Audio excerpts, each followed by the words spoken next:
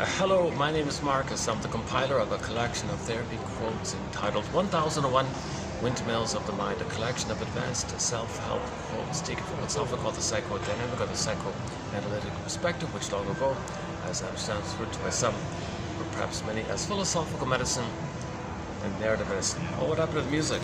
I'm trying out a song here I just heard from Radio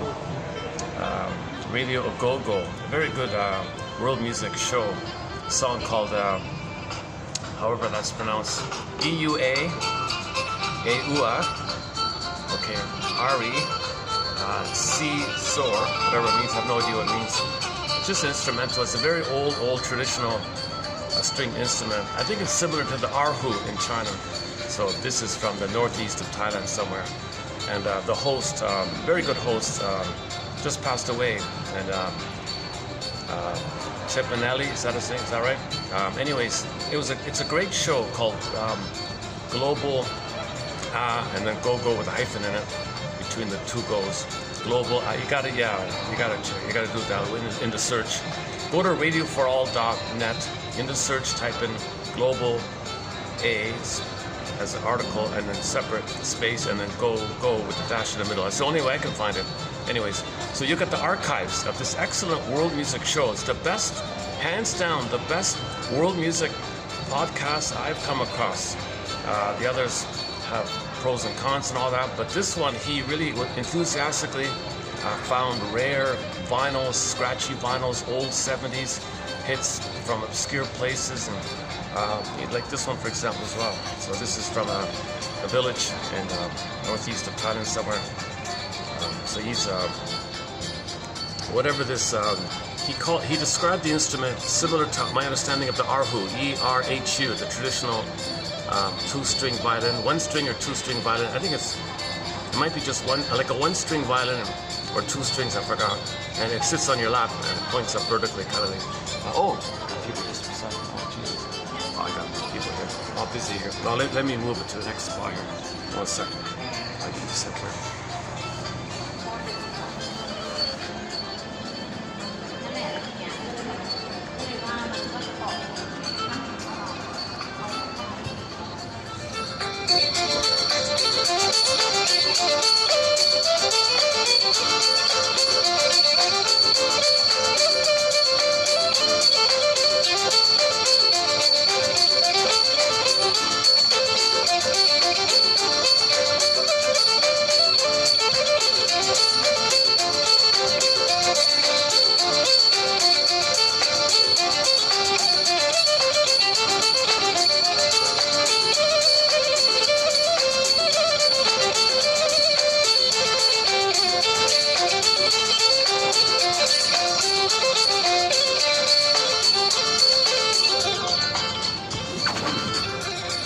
Today's been a bit of a challenge getting today's video out. When I arrived, it was kind of peaceful and suddenly flooded in with people. I don't usually come here too often, but yeah, you're listening to some traditional music here. Yeah, once again, Global Go-Go, great radio show, radioforall.net. So we've a lot of good songs I found from his podcast. 20 years worth of archives are there. 20 years of 2-hour shows. Anyways, okay. So let's get back on track here. So in this video, I want to just highlight one of the main quotes from yesterday's video on repetition compulsion, and then add a few more quotes from the same author's book called The Encyclopedia of Human Behavior. Just discovered it, excellent little book, discovered it yesterday. He's a clear writer. Written back in the 70s, it's massive 2-volume mini encyclopedia, and he's clear, insightful, not too deep, not too vague. It's just that kind of proper balance. I think every household should have had, or should still have it, kind of thing. So it's called. Let's recap repetition compulsion. So repetition compulsion. So he adds a few kind of points here that. So again, the theory about it is the baby's needs for his development, secure attachment style. rhythm of bliss, rhythm of safety, mother's entrainment, mother's attunement, mother's love and understanding. It's level of safety, basic trust. In that basic trust, his feeling self, his budding beauty, his ontological self, his emerging self, his sense of self, called the feminine. It's blossoming. It's going to make him feel real alive. It's going to give him a sense of self. Then he makes sense. He has a sense of self. Feeling. It's the quality of our feelings that determines the quality of our life. The field of our hand. With the am, with the I, the core I, all the capacities, mourning, empathy, and so on, and mutual relating. We live from the sense of self called I, called differentiation, which leads to secondary dependency in your relationships. And you have mutual relating like that. In the beginning, it's just primary dependence, the oneness. He needs to feel safe to get out of the oneness and go through it famously known as separation individuation process. Child feels safe in fusion. He starts to differentiate.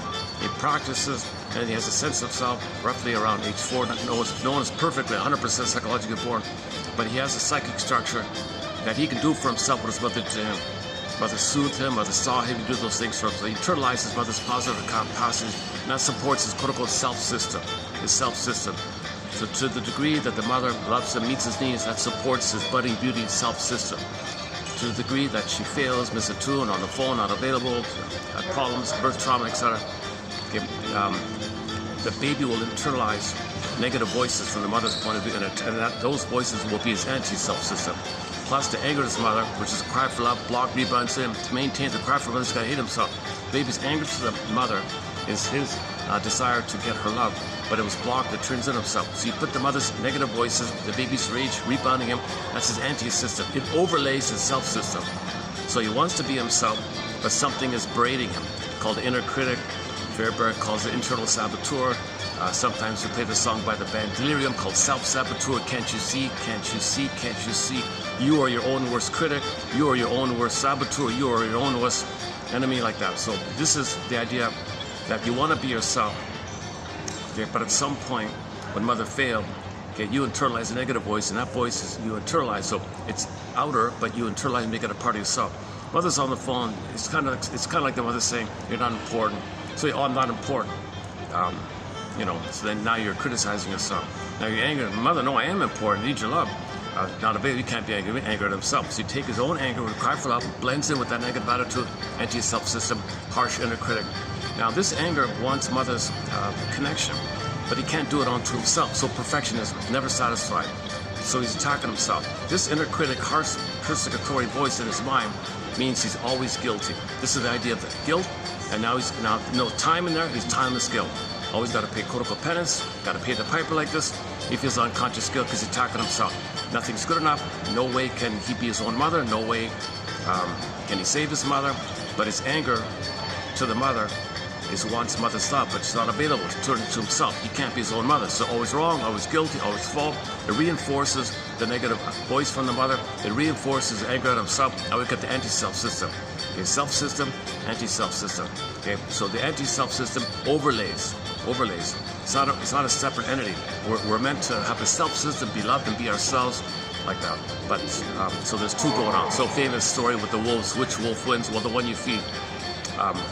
So you want to support your self-system, and one way to support your self-system is to understand why the anti-self system is that's a part of you. So supporting your self-system is giving empathy to yourself that your needs aren't met. So in the theater of the mind exercise by Carl Menninger on stage, your inner child comes on stage, armored, and the wicked queen's banging on it. That's you back off, queen. That's not your voice. Okay, that's mother's voice saying that. So you say I'm no good. No, mother said that to you. So back off. And then your armor, you as a baby in armor on the stage, you're in the audience looking at yourself, theater of the mind, unconscious. You want to have gratitude to yourself for coping. You want to have gratitude for adapting. You want to have gratitude for armoring because you protect yourself. Something worse would happen called disintegration anxiety. So he armored himself. That's called the defensive self, pseudo-self. So you thank yourself for adapting. You thank yourself for surviving. You thank yourself, dear past me letter, thank you for doing all that. That's awesome that you did it. Right? And back off voice, that's the wicked queen, right? And now you have to put the wicked queen means it's a condensation. That the anger part is your anger, and the wicked queen idea is your mother was impaired, unavailable. So put your soul on the side of your mother, put her on the couch, analyze her, shrink her. Well, why was she unavailable to be a loving mother? Why was she impaired? Why did she have BPD, MPD? Was she open? We better pass on her end. Was she repeating her past, hoping for a better past? Was she recreating, reliving in the present her past, hoping for a better past? Was she turning the baby to mother her? Was she shaming the baby to know that she had been shamed? Was she shaming the baby thinking she could undo that she was shamed in a Faustian deal agenda?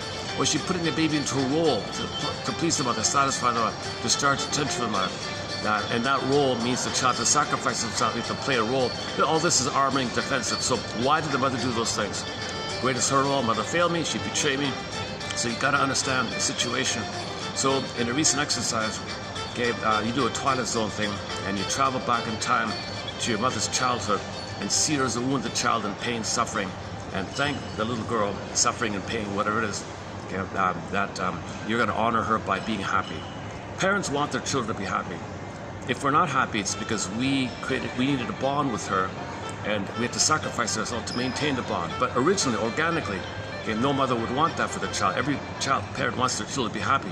So you go back in a time machine, fantasize, just to help you recognize that your parents want you to be happy, but they were impaired, they were in pain. So you honor them. Thank you for doing your best. Thank you for all that you could offer like that. You're in pain, I see it.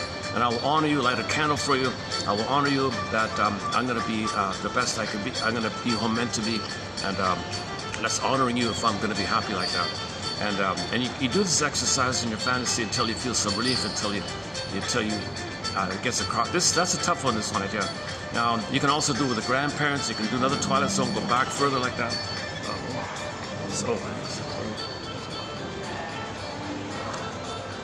it's always, yeah. This is like a last-ditch kind of place. All the other spots, fully booked kind of thing. That happens sometimes. And I thought it was going to be a big rainstorm. I thought, okay, let me give it a try here. Okay, enough about the venue report here.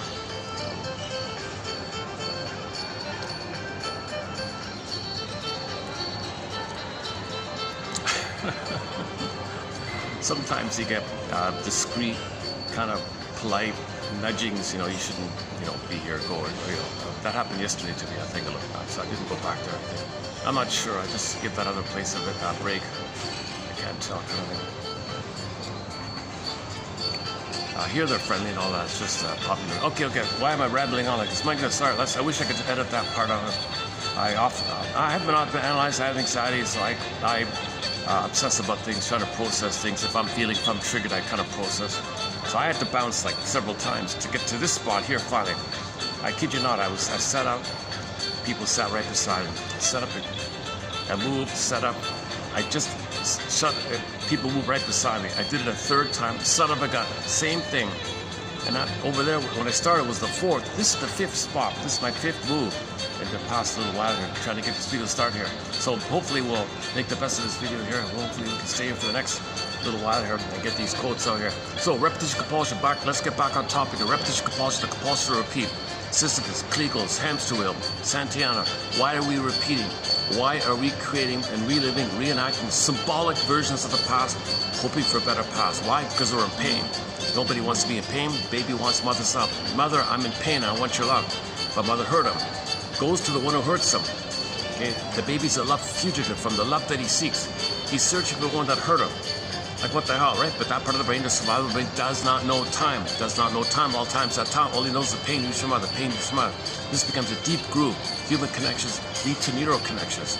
Okay? Disruptive compulsion. So he's repeating hope for a better past. He's repeating hoping for the secure connection with the mother, called the secure attachment style, rhythm of bliss, rhythm of safety. And in that rhythm of bliss, oceanic feeling, oceanic bliss is like a social interpersonal womb, skin to skin, mother's loving gaze, and called reverie, and she's understanding and present. He feels safe. He feels safe in the warm atmosphere of the mother-baby dual unity for the first 4 to 5 months as a social extended womb. So you got an inner womb, biological birth, you need an outer womb, psychological birth, you need an egg, psychological egg, some people call it. So he needs that kind of egg. No egg, no birth, psychologically speaking. So he needs that kind of egg for his psychological birth, i.e. sense of self, feeling self. You don't want it to be fused, because in the being it's all fused. The baby inside is kind of one with it all, undifferentiated, non-differentiated, self-object fusion. Or just one word, self-object. So he doesn't know where it begins and ends, whether it begins and ends, the whole system is him, thinks he's omnipotent, thinks he's powerful, makes it all unto himself. Doesn't understand the mother's giving things to, because he thinks the mother's like him or something. He doesn't, it's all blurred up like that. Imagine two overlapping clouds blurred up. He doesn't know where he begins and ends like that. It's a blissful feeling. It's considered a blissful, ecstatic feeling. One guy calls it oceanic ecstasy, blissful oneness, unio mystica, mystical, participating in his mystery called unio mystica, or participating, or participation mystique.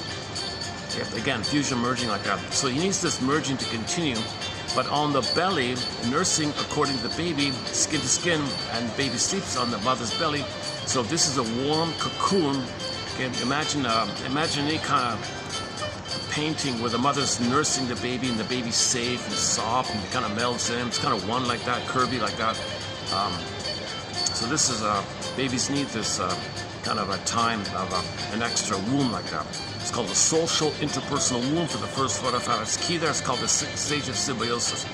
That stage of symbiosis is 2 parts. The main part, where he's kind of passive like that, he sleeps most of the time, nurses when he wants to nurse, and the mother's there, and he wires in the experience. He wires in the mother's attitude, his acceptance, his soothing. He wires it, he internalizes it. That supports his self-system. It supports his budding beauty. It supports his emerging self. It supports his feeling real alive, called ensoulment. He's going to be ensouled by this. This interaction means mother says, I accept you.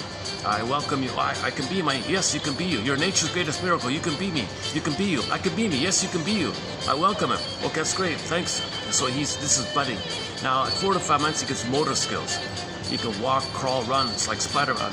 I saw the Spider-Man film. He can fly around. So he's got motor skills. So he's like a super. But the idea of oneness disperses onto the world, called the world is my oyster phase. So the breast, the world is like a symbolic extension, like a sticky extension or something, a static extension of the world is kind of like the breast. So he's still in that kind of solipsistic bubble called narcissism, primary dependency, still one like that. That means he's center stage, all about magical thing, makes everything happy, thinks he creates everything, it's all about himself. He can't love, he doesn't understand people's feelings, he doesn't have empathy, he's in a primary narcissistic place. So this narcissism is the symbiotic thing and it's still there up until 18 months. So that's the extended part when he walks around. So when the kid walks around, it's kind of like Spider-Man thinking the city says, it's my city, I do everything I can do. Okay, so at 18 months, reality kicks in, and now the stage of symbiosis resolves. He felt safe to allow, okay, I'm different, I'm a me, mother's a mother. Okay, now he's starting to differentiate that there's 2 people. That's key. It's a key transition. He's out of the Garden of Eden. He's out of the Shambhala, Shangri-La, Nirvana, Paradise, Utopia. He's out of that. Now he's got a person to person. That's good. It's a different feeling. He's grounded. He's with himself. He has identity. He has a vital self, a core self, a sense of self. And others have a sense of. Now he has differentiation. That he's not the mother. He's himself. He's a he. He's who he's meant to be, kind of. So that's a huge accomplishment to get over that 18-month hump of differentiation. Now what is he like? What is his unique individual quality? Yes, he's different. I, not I. Loud, person to person, he's got that. But now, what's he supposed to express? What's his meaning? What's he meant to express about him? What's unique about him? So he's got to identify the unique quality about him and express it. That's meaning, paths with heart, joy, meaning, pleasure, blue jay of happiness, bluebird of happiness when he gets in touch. So enter the rapprochement phase. From 18 months to age 4, okay, the famous rapprochement. He's going to explore, okay, try out things, and he'll get scared, he'll run back to the mother. Not for fusion, not to regress, just a secure base where mother says you're safe. You can do it both ways. I'm safe, you're safe, emotionally feeling, go out and explore, try things out. He gets scared, he's learning, doesn't know what's safe or not, but doesn't know. Comes back, he's safe. He does both, back and forth. So he runs around, tries something out. What's this? What's a frog? Frog jumped on him and scared him. Mother, what happened there? Oh, that's called a frog. Oh, okay. Here's a book. So mother might teach a little bit called communicative matching, a little improv, a little yes and, teaching the child, yes, you can learn, yes, you can be yourself, yes, you can know who you are, and I'm okay with that. That's an important message because some mothers realize the child's going to be autonomous. That means if the mother is using the child to come for her, if she does have that agenda, she might freak out and punish. No, don't learn, come to me. I'll sabotage your, oh, you drew something, oh, it's silly. Or you're crying, oh, I'll reward you. So some mothers fixate the child at that kind of place because some mothers don't want the child to have autonomy. They don't want to have their child to be individuated because the child won't really need her, emotionally speaking. But hopefully the mother is healthy enough to allow and have pleasure for this. Normal development is the case. Now, also the key thing here is the world outside of the mother, the father's a little more active now. Other people are more active. After the 18 months, the father should be out of the first 4 to 5 months. He might be a little bit around between 4 to 5 months, 18 months, but it's still a mother-centered world. But when he has out of the fusion, the father is uniquely qualified to teach the child about the world outside the world of the mother. That's key here.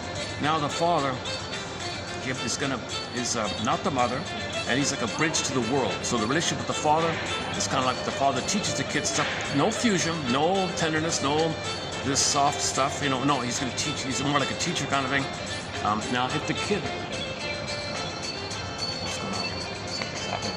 Oh, you okay? So somebody. Well, they got some new decorations here. Yes. Oh, what's the music? What happened? Where's my music at? Just getting into it. It's kind of a simple melody. It's kind of nice. Yeah, okay. I'm telling you, radio, global, and then go with the dash in it. Written as 3 words. That's key. Because I searched around, I couldn't find it. I thought it was lost. And take it down. Oh my God. If you can't find it, you might be able to search around through the WRIR if they have some kind of archive, maybe some kind of links to it.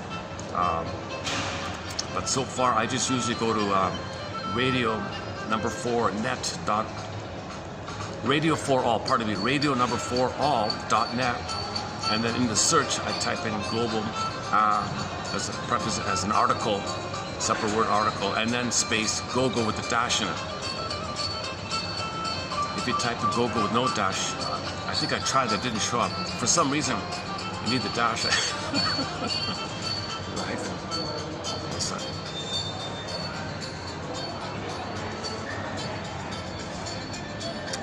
Okay. I get distracted a little bit easy sometimes. I'm highly caffeinated. I had 2 coffees, so I'm kind of buzzing here with caffeine. I'm not really a coffee drinker kind of. Okay, let's get back here. So let's just finish up this. What the baby needs. What do babies want? They want safety. They want security. They want a rhythm of bliss. They want mother's mirroring. Mirroring is not just about the mother seeing the child. It's the whole mother warmth and meeting the baby, motherly love, motherly needs. So it's skin to skin like that. Tenderness and sweetness and softness. Think about yogurt and milk and pillows, all the teddy bears. Think all that soft world. Feminine, soft, okay? All that soft stuff. Okay, babies need tenderness, love, and TLC, tender loving care, tenderness, softness. Mother's not too active teaching. She's just making the baby feel safe. Kind of like an extended womb, right? First 4 to 5 months. So baby sleeps on the belly. Should be ideally skin to skin the whole time, And we have a quote coming up.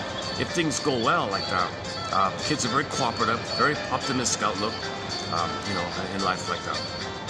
So that's coming up here in a minute. Okay, hold on. So, okay, then between 4 to 5 months, the junior toddler is kind of like running around. Where's my oyster? All the mother has to do is say, look at you, you're amazing. One cartoon, his mother bows, oh, little baby, you're so, because the baby thinks he's a king. So, oh, little king, so mother's kind of just, to make the point that the baby thinks he's a star, he's special. You let him have this grandiose time. Let him have this narcissistic time. Let him have his Spider-Man time, superhero time. Mother goes, oh, you're a superhero, oh, wow. So just keep the baby safe, distract him, so he doesn't hurt himself kind of thing. Just gently distract him. Okay, we have a list of examples from Paul C. Holliger in this book called What Babies Say Before They Can Talk. He spells all the examples there. So just distract him, try out this, try out that, and keep his interest. Key thing is his interest. All that curiosity and interest is an identity. His interest and curiosity and wonderment and wanderlust. Okay, a new album by Pavlov's Dog, the classic rock band Pavlov's Dog, just put an album called Wanderlust. His wanderlust, okay, it's got to be protected. Interest, curiosity, and wanderlust, love of wonder, all excited about wondering. Okay, mother's got to protect her. So mother's got to be immensely be careful with these don't touch that, because the child thinks don't be me. It's together for him. His interest and his identity are linked. When the mother says, don't touch that, don't be me, he feels rejected, shame, burning, biting feeling, he feels in hell already. So he rejected his identity. No, the mother just said, I want you to be safe, don't touch, but children don't understand that. So mothers have to be clear. You have to parse out the doing and the being. She's got to say, I love you, but that thing you're doing, let's distract you to something, to a safer version of what you're doing. So the kid who's interested in pulling the ribbon on the gift, the mother prepared a gift for somebody, wrapped it up, put a nice ribbon on. The junior toddler was pulling the ribbon. She went over to him and said, "Isn't it cool? Look at that. Look what you found." So joy and delight share the child's delight. Look at you. Look at you. You found that. You found the ribbon. You see how it gets longer when you pull it. Look at you. You found that. You discovered that. I love your interest. I love how you're interested in that. Now let's take over the shoelace. Now pull the shoelace. Just keep the interest. If you want to protect the gift, let them pull the shoelace. That's no big deal, right? And yeah, she had all these other examples. And the high chair, the kid was throwing water or juices on the floor. Look at you. You found the splashing. You found the puddles. You saw the waterfall. That's gravity. You discovered gravity. Little Einstein, you. Or whoever discovered gravity, I forgot. Look at you. You're finding all these things. You're discovering these things. You're discovering that water falls down. It splashes. It makes puddles. And you see the, like Niagara Falls kind of. Look at you. Isn't that amazing? So we want to keep things clean here. So let's take it to the sink. Kid was playing with the dish, nice antique dish. Let's you. You found the dish. You see the colors. You see the intricate design. This is an ancient gift given to us and passed down from generations. So let's take it over to the plush rug over there, and we'll look at the dish on the rug. Keep it safe, right? So just keep his interest. So mothers gotta be. He says savvy. You gotta be savvy. Keep the child's interest and protect the safety. And you want to protect the items. Things don't get broken. Things like that. So she got a little sad, a little creative to meet both people's needs. Her needs to protect the dish, and her needs and the child's needs for a soul to be protected. So she got to be savvy to protect two needs like that.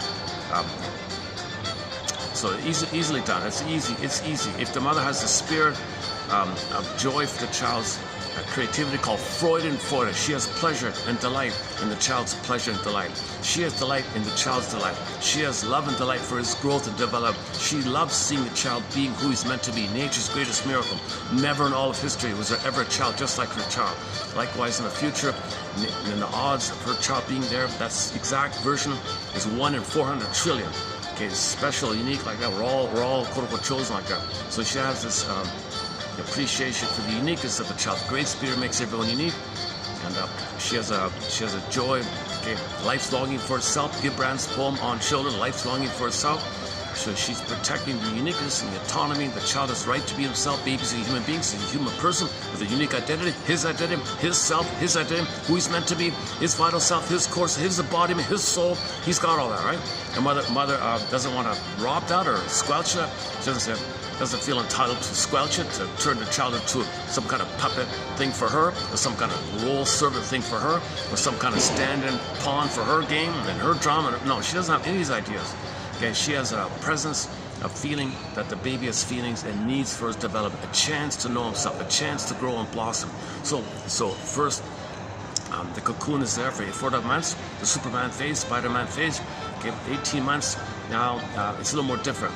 Okay, it's more different. Now it's more about teaching, and now the father starts to play more of a role, or other people play more of a role in guiding the child about the world. Now when he gets scared, he runs back to the mother. But he can hang out with someone else to learn about things, get scared, runs back to the mother. So this is the famous chaotic back and forth like this, and this goes on. Curiosity, interest, learning, curiosity, learning, safe to learn, back and forth, rapprochement, finally H4. Okay, things are wired in him. Now he has a kind of a sense of who he is, a sense of self. Now he's going to make sense. He has a sense of self, his vital self. He feels real life. He has a sense of self. Okay, now he's good to go kind of thing. Now when he goes to school, he's present. He's not. He can be curious about the lesson at school, you know, and he can take advantage of the opportunity of learning more from the teachers like that, because he had a kind of progression like that, right? And it goes on like that.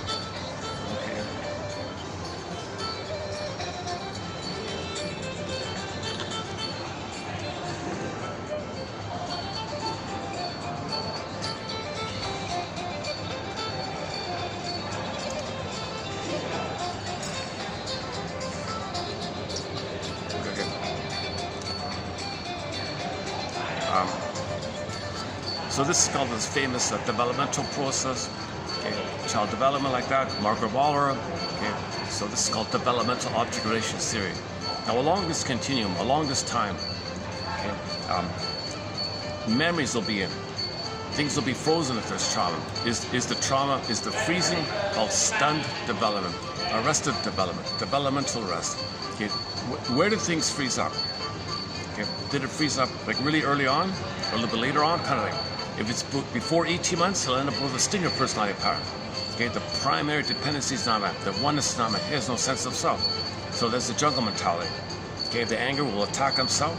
Okay, and then now he's got different coping strategies to deal with this issue. He'll become a psychic masochist and do pseudo activities to distract him of pleasurizing the pain. We all have it to one degree. So in the more severe case, the anger rebounding on himself, the anti-self system against the self, he can't be himself. Okay, the anti-self, so he identifies with the anti-self, but as attacking himself, pain, psychic masochist, how does he feel better? Well, he preserves the Faustian deal, identification aggressor, he'll be the mother, he'll be the actor one, shaming himself. Okay, so this is painful to always be your own critic and be that critic and say that to yourself. I'm no good. Like you're doing it to yourself. It's painful to hurt your own self system. Your truth is frozen. It's exiled. It's hiding. A little baby in armor is and you're hitting your own baby in armor. So you're hurting yourself like this. So there's too much pain like this. So the overall system, the psyche, the organism, the person, how it works is enter Almond of Paul. Okay, to get some pain relief. Okay, because the self system is in pain from you attacking yourself. Okay, the self system says, "Where's mother?" So you look for mother, but you only have the circuit that when you look for mother, it hurts you. So, but you gotta look for mother. The mandate is look for mother. You're in pain. You're attacking yourself. Where's mother? Mother, help! I'm attacking myself. I'm attacking myself because you rejected me, and my attack was a cry for love to you, but you rejected me. Gee, mother, you really put me in a bind here. I cried for love, I turned to anger, you rejected, now I'm attacking myself, and that's a cry for love to you. Now I gotta go to you to deal with the pain of me attacking myself, which is a cry for love to you. You rejected, I'm turning to you again. Okay, hamster wheel. You got one guy called it the wheel, the hamster wheel, but the hamster fell out. This spinning ghost-like painful thing, and your soul's kind of hiding the hamster, the mammal. Maybe not the best metaphor, but okay. So yeah, let's back up. Let's get back. Let's pick up the needle, move it back earlier. Okay. So we're talking about psychic masochism. So the baby cried for love, turned to anger, mother blocked, rebounded him, attacks himself. Pain. Okay. Now, if he's in pain, he's got to reach your mother. You can only reach for symbols of mother. You can reenact, relive symbolic versions of mother. Enter oral fixations, cookies, cigarettes, smoking, gambling, promiscuity, things material, things you buy, things you chase for that you can think that if you get would be mother, it doesn't work. Okay, mother rejected you, she betrayed you, so whatever thing you do, it'll reject you and betray you. Okay, but the thing is, in the process, you feel important, dopamine, because you're chasing, you got the hope, Pandora, hope, you got the hope, so you're chasing. And while you're chasing the unconscious things, you're really going to get mother's love. So during the time you're chasing, okay, you anticipate getting mother's love. Dopamine for the chase, serotonin, safety serotonin from the catch. So for a moment, when you find something that reminds you of mother, okay, from the unconscious point of view, food reminds you of mother. Okay, so when you get some cookie, for a moment, it triggers when you were one of the mother. So when you were one of the mother, that's the blissful euphoria.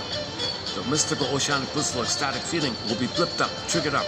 So it's like a fantasy idea. So you trigger the good old days of the happy chemicals, and the pain that drove it is going to be pleasurized by this, called psychic masochism. So the pain you're in is going to be pleasurized. This mechanism of pleasurizing the pain, pleasure in displeasure phenomena, pleasure, okay, is called psychic masochism.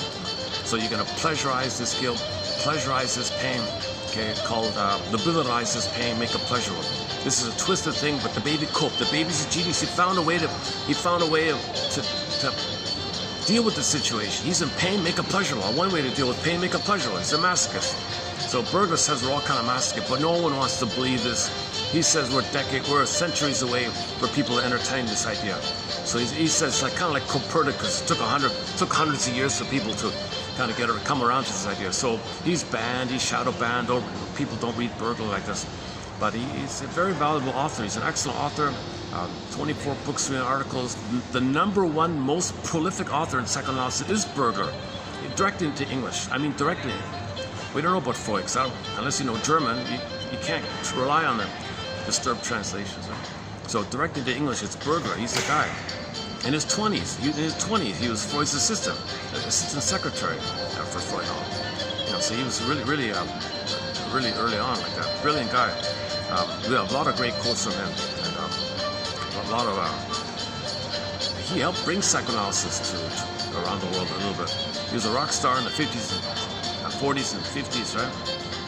Yeah, he died in 61 or something like that. So during the 40s, 50s mainly, he put out most of his work, and luckily, recently, most of it's been digitized. Some of it's still kind of lost. I'm waiting for people to still combine.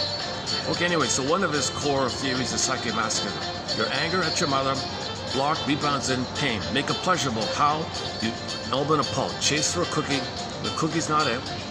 The cookie just reminds you in your unconscious food is mother. So now this mother. Oh, trigger, bing, bing, trigger. You triggered the time when you were one of the mother. When the baby was one of the mother, when you remember the good old days, you get the chemistry associated with the blissful feeling. So oxytocin and serotonin blip up over the pain you're feeling. Now the set point of oxytocin is too low with trauma, so you don't have it naturally. That's why when you chase for something, you don't have pleasure because serotonin is too low. Okay, relationships, you can't love because oxytocin is problems in this area. So all you're doing is chasing for the future, called Erzat self-object, symbolic mother, okay, and it triggers. And that activity, when you get the thing, it functions as an ATM, they call it, ATM, addictive trigger mechanism, to trigger the good old days. And those happy chemicals, you could say kind of like a column, it kind of blips up over the pain. For a little while, you feel better.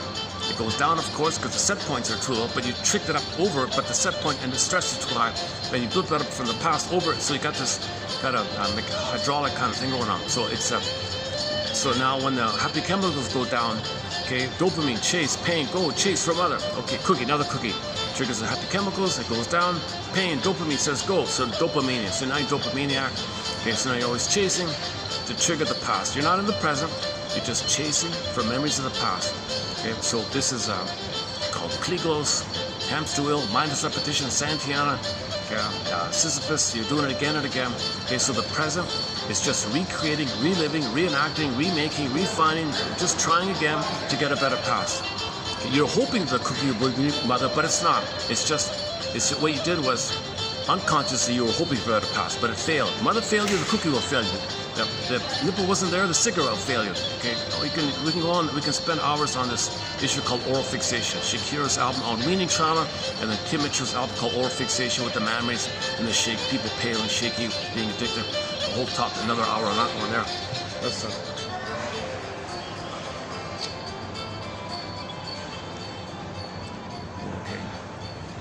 Got a little awkward here, but let's just keep walking the case to this.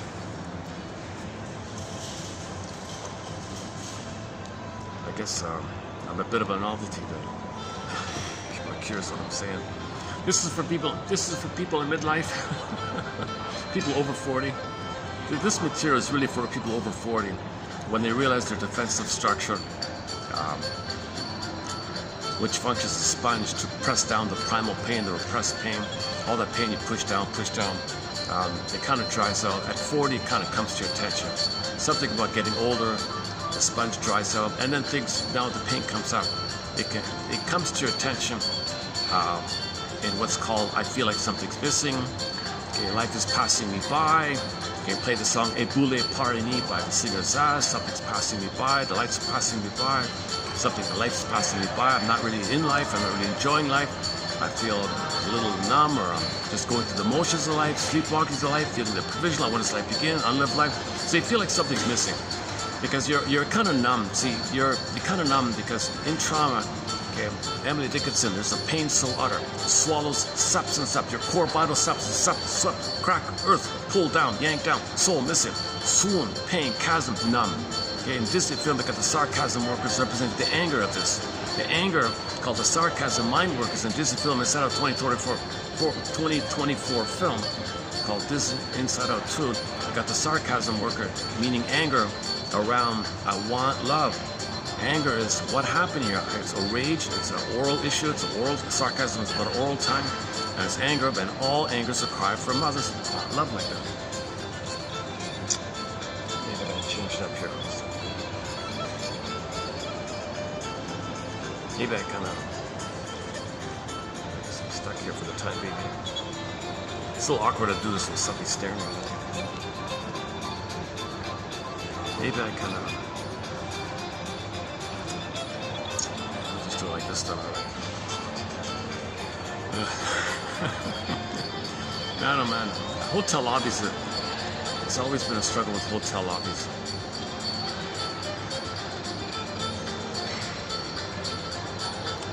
I miscalculated. I thought there was going to be a huge downpour. It was like a mini hurricane starting. I was like, I popped in here because I was passing by. Turns out to be okay. It's not too bad. Okay, enough about that.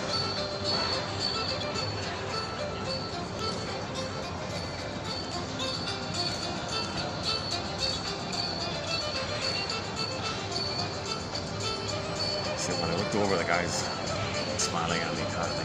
Oh, you look funny or something. Jesus Christ. This is for people in midlife. You gotta be over 45 for this to be of interest.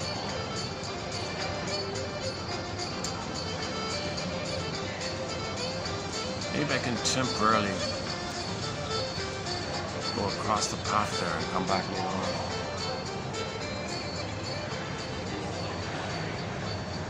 They used to let me use the back part of where the pool is. They changed it. I can't go there anymore. It's funny. They get more fastidious over time. Things get more precise and careful. In the beginning, things are a little laid back, I guess.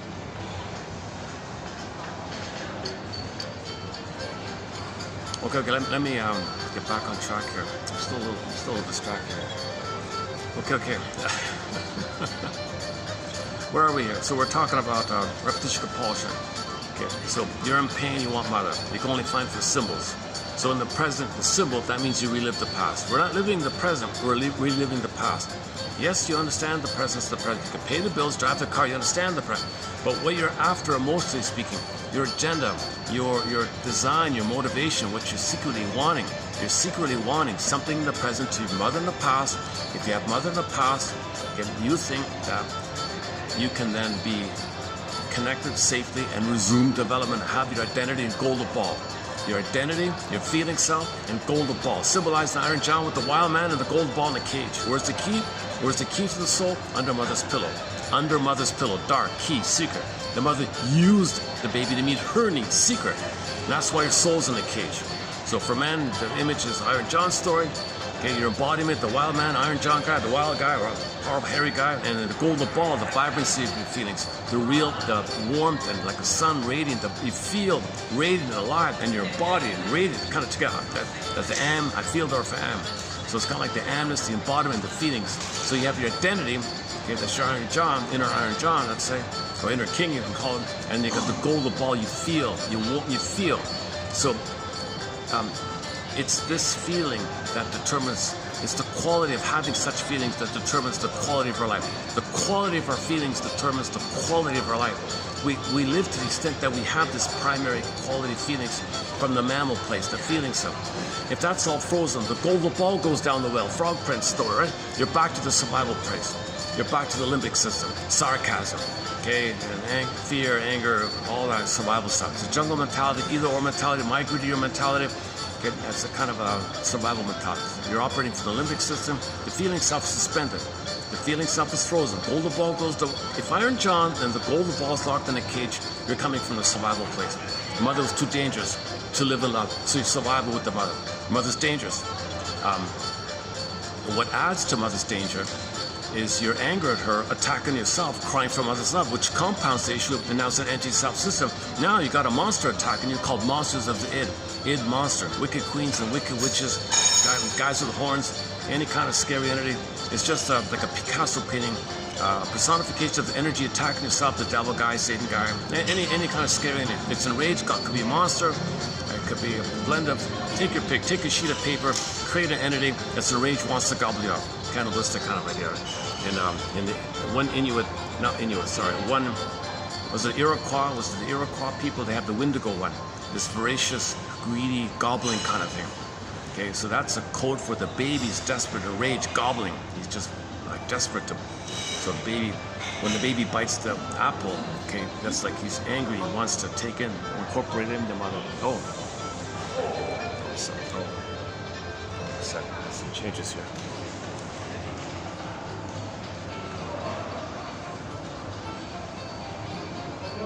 Yeah, okay, let's go back.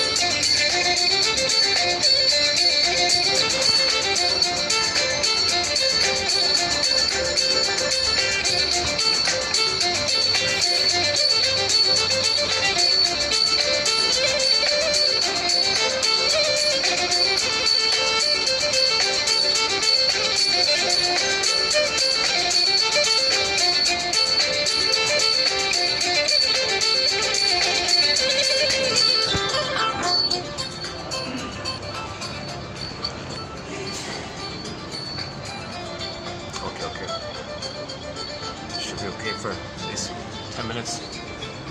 Hope I can hang on here for a while. Yeah. It's, apparently he's a beloved, according to the DJ, he's a beloved, well-known, traditional instrumentalist back in the 70s maybe or 60s. It's from an album called The Sounds of Siam, I think.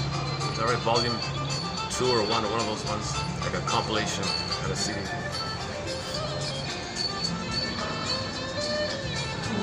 If you go, yeah, if you can find it, if you go to once again radioforall.net, radio Gogo, search for the year 2014. I just randomly clicked, like he's got all these shows that I just randomly clicked something and I got 2014 July something in there, somewhere in July. It's about partway through that show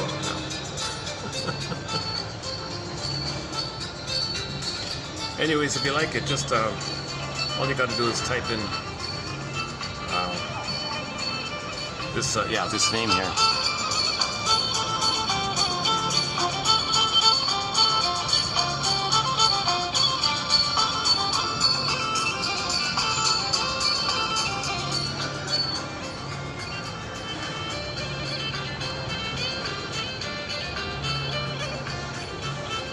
Okay, repetition compulsion.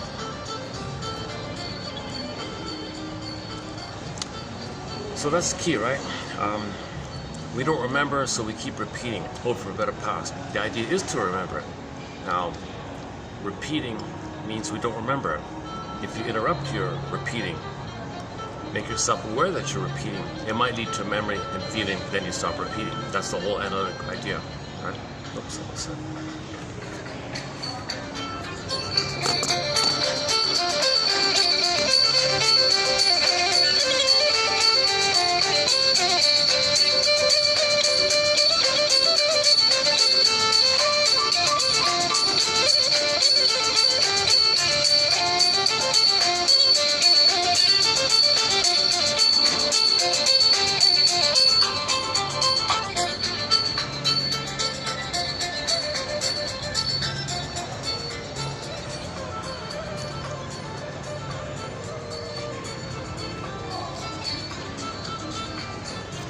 Let me settle in here. I'm still kind of fidgety today. Let's do this then. Let me read yesterday's highlight. Repetition compulsion. The unconscious need to reenact early traumas in an attempt to overcome or master them. So typically in these dictionaries they say you want to master it, overcome it, get a better childhood past, get a better outcome. Go master, undo it. It never works. No cookies is ever mother's love in the past. No time machines, no morphing machines. All you're doing is you have the mandate to reach, so what do? Unconscious association. Okay, material, money, food, cookies, fluids. Okay, things in the world. Many things you can trick yourself to. You got to chase for some things. So you're always chasing for a mother. Right?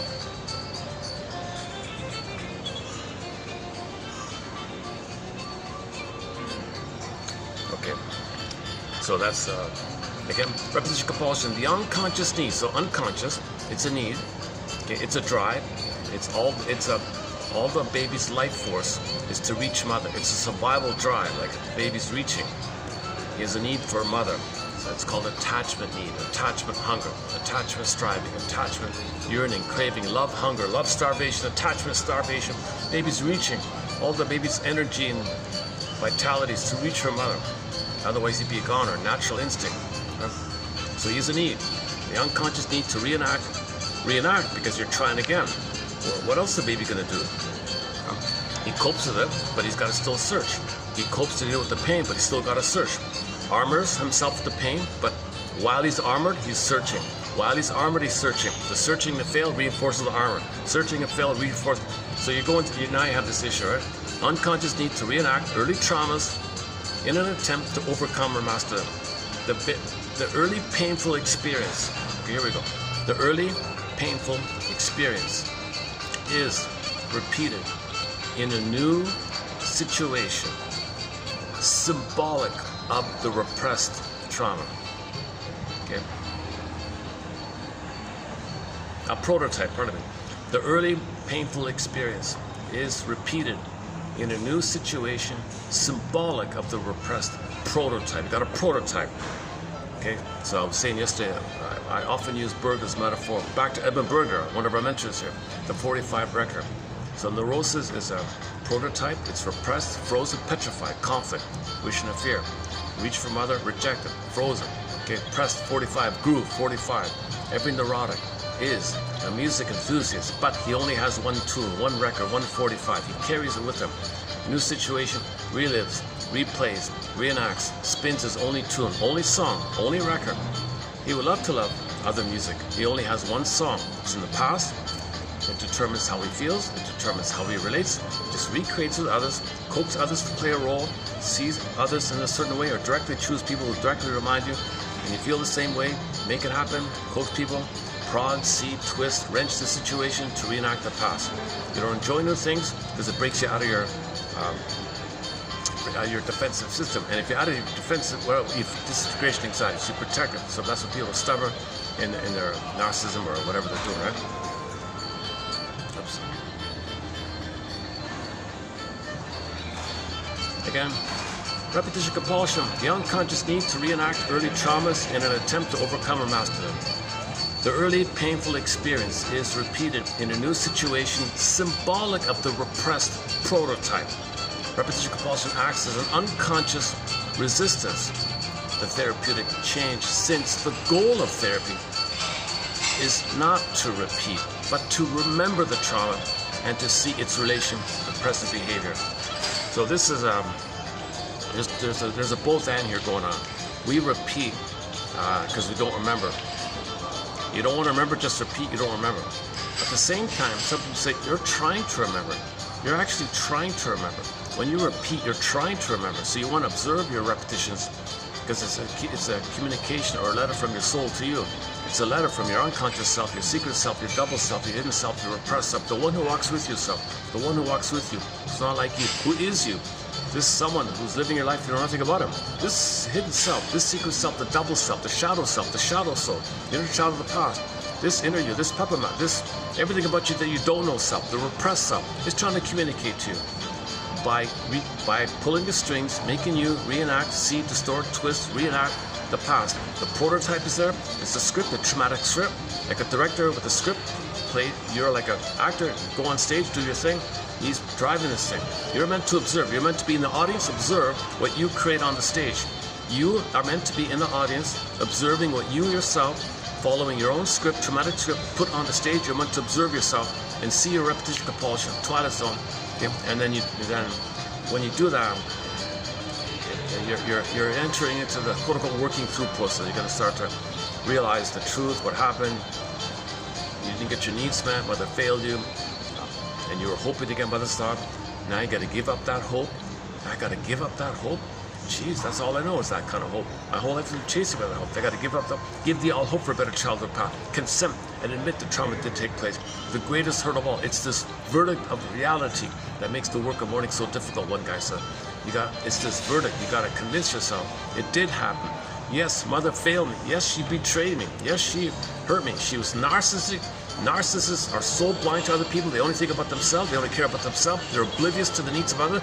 They don't see the feelings of others. They don't care about. They just they lie to themselves.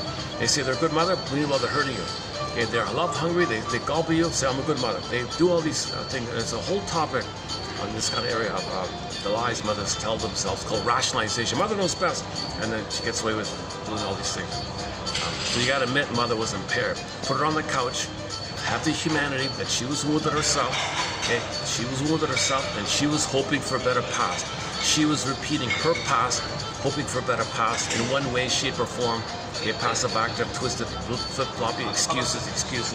And you got to just dissect that, and you have a deeper appreciation of the human condition. That if you're wounded, if you don't know you're trying to get a better past. You don't know you're hoping for a better past, and in your blind attempt, you lie to yourself, lie to your children. Okay, and then meanwhile you protect your vanity because your narcissism. That's all you have is your vanity, your neurotic pride, your neurotic vanity, your egocentric self that protects your only identity you have. You think you're king and a god because you're frozen. Trauma, you're frozen in the time of king and a god status. All babies think they're kings and gods up until 18 months. If the mother was removed from her mother, okay, her country was plundered and pillaged and all this harm, no chance to connect with her mother, lost her mother maybe, or separated, all these things happening. Of course it makes sense. It makes sense that the mother wouldn't have a vital self to love a baby. She's frozen in the past, unmet primary dependency. When real needs are not met, but without a conscious awareness, you keep on trying to get it. You keep on repeating. So she has a kid. Baby, I made you to find me. I'm desperate to get mother's love. I made you, and I'm going to force you to be my mother. So some mothers actually turn to their own baby to mother them. The line is, I made you to find me, by Miss poet Anne Sexton, 1960. So some little one of life's little switches. A lot of mothers are parentifying the kids. They want the kid to nurse them and take care of them, and they feel entitled. Mothers are the best. So they're lying because they're in pain. They can't know the truth. They gotta lie to protect, as a defense against the pain. The lie numbs the pain, and it gives you like a cover, a rationalization, excuse to do what you're doing, to not be aware of what you're doing, because you got to do what you're doing, hoping for a better past. So the mother's hoping for a better past when she turns the child to Mother Earth. So this kid is overwhelmed. This kid cannot do it. So the kid's got to cope. The kid's got to cope in some way. Okay, he'll identify with the aggressor. Okay, that means when a child identifies with the aggressor, the mother want a oneness, the mother want a fusion. Okay. That means the child is going to be tied there, the emotional ties that bind him. For the child to have an identity, he's got to accept the attitude that he believes mother's saying, you got to mother me. Okay? Now, the baby identifies with that. He's got to identify with that for the tie to the mother. That means he can't leave the mother unless his mother gets oneness, unless he saves his mother, cures her. He can only get mother's love if he fixes her first. He's got to save her, protect her, and heal her. Then he can be upset. He can't break out of that. He'd have existential anxiety. He can't do it. Nameless dread. He can't do it. Annihilation anxiety, abandonment. That's why he can't do it. Because you're tied there. All babies need a mother to survive. And the only way to have a mother is to go along with the false belief that you're no good because she said you're no good, because you didn't save her, so you're no good. Okay. No baby can, so mother says, you're not my mother. So mother might displace her anger and her mother onto the kid. So mother, you're no good. Baby, you're no good. So no time like that. So baby, to have the tie, he internalizes this. Okay. Then to have a link to the mother, he says he's no good. Him saying he's no good, it's tied to the mother, linked to the mother. Now he's tied, the tie's the bond, tar pit of a negative symbol, the tar pit. So because the tar pit is the mother wants fusion, the mother wants oneness. Baby sacrifices himself in an attempt to give the mother, isn't it bittersweet? Child's gonna sacrifice himself to try to take care of his mother, heal the mother. Isn't it bittersweet? And then whatever feelings you get later in life, okay, then Mr.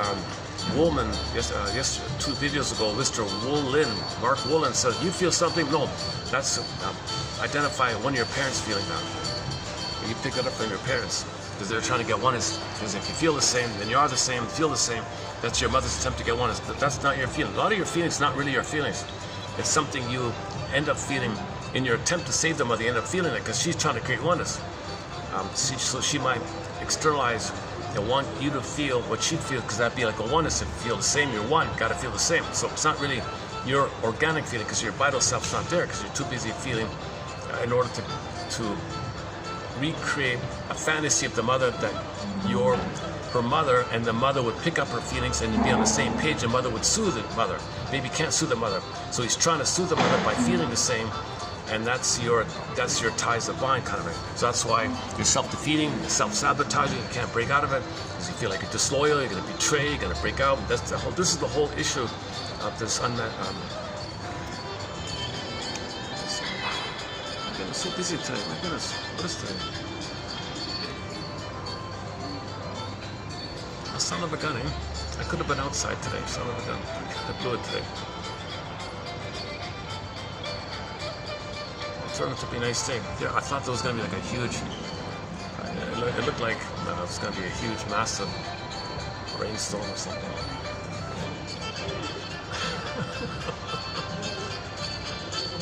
All right. Repetition compulsion. Oh, remind me to plug in the battery later on. Repetition compulsion. Who am I talking to? Like I have a fantasy, if there's a live pop-up, someone can send me a message. Maybe in the future, I don't know if I'll do this live in the future, I don't know. Yeah. Repetition compulsion, the unconscious need to reenact early traumas in an attempt to master them or overcome them. The early painful experience is repeated in a new situation, symbolic of the repressed prototype. When it's a prototype, that's your map, that's your blueprint, and you're following the print, the prototype, blueprint, circuits, model, internal working model, assumption model, schema, schemata, blueprints, all there. You're just following that. Like an architect follows his blueprint. You're following this psychic blueprint. You're recreating a symbolic version. Again, every life, every day, you create a symbolic version of that blueprint. Next day, same thing. Next day, same thing. You know, you're hoping for that to pass. You got to be aware of it like that.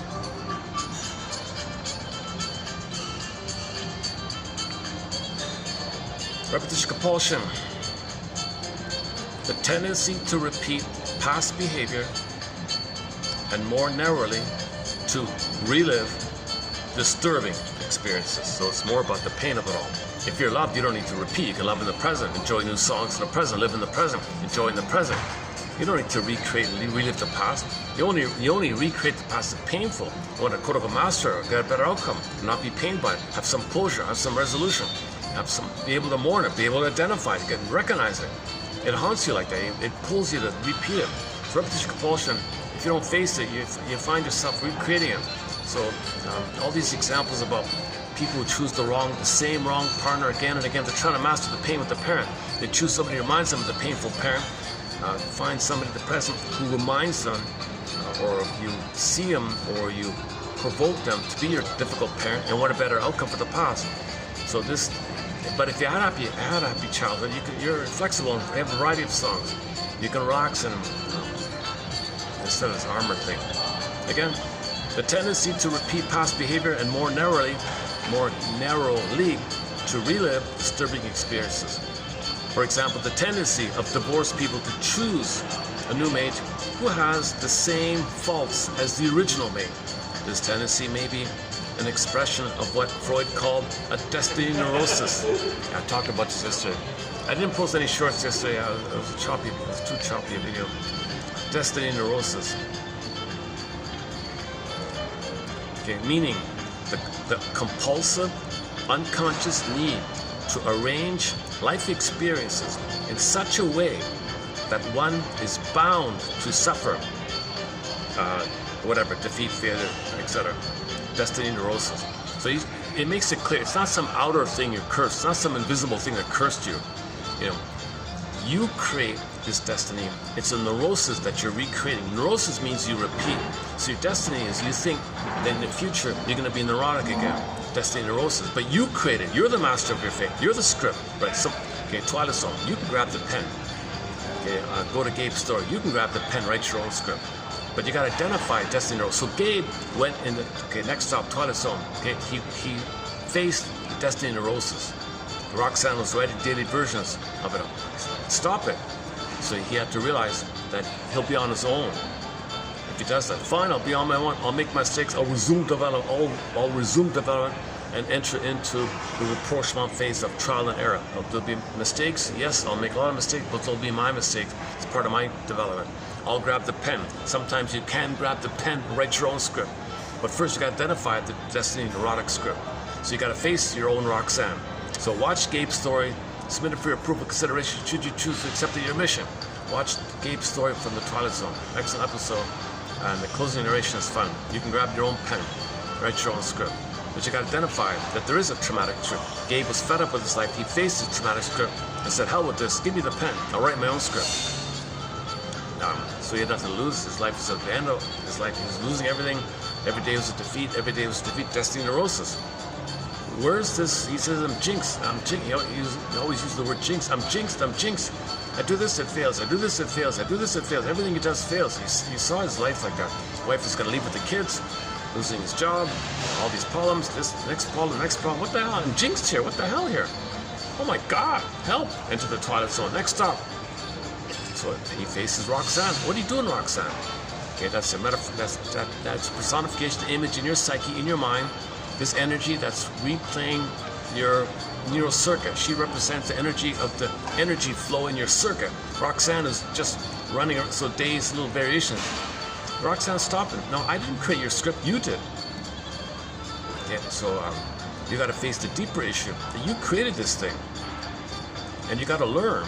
Okay, so she called her manager. The manager said, look, you got to learn. You created this game, and if you're going to break out of this, you got to give up hope for getting mother's love in the past. You got to give up hope of ever getting your mother's love in the past. You got to give the all hope for ever getting your mother's love in the past. She hurt you. She failed you. She wasn't there. You will never get her mother's love in the past. You got to give the all hope for better childhood. You got to consent. You got to admit she failed you.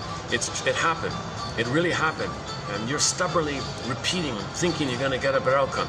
Can you realize you're never going to get it? If you're sure of that, okay, then you'll be able to grab the pen and write your own script, and which he did, and then things were better from afterwards, right? Oh, jeez, another.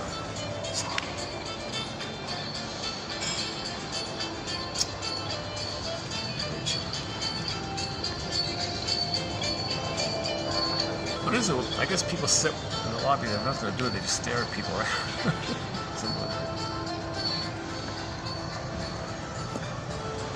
Like this stuff. This is once in a blue moon. I have a very choppy video where I gotta bounce around every 10 minutes or something interrupts me. Today's one of them. Okay. Today there's a quote coming up about. Okay, let's finish this one here. Okay, are we okay with destiny neurosis? The compulsive unconscious need to arrange life experiences. So you see things in a way, self-fulfilling prophecy. If you see things in a certain way, and it coaxes people, interact with people in a certain way that fits your script, it ends up happening, right? Because you're seeing it that way. You reject the good and only see and cherry pick what you need. So that's the destiny neurosis. Neurotics of this type invariably blame unkind fate for their continual problems, and are unaware that they themselves are responsible, that they unconsciously think that they gotta pay the piper for deep-seated feelings of guilt. So in repetition compulsion, you feel guilty, and you feel that you owe, you're due, in debt, guilt, debt, due. Because you're in pain, mother punished you.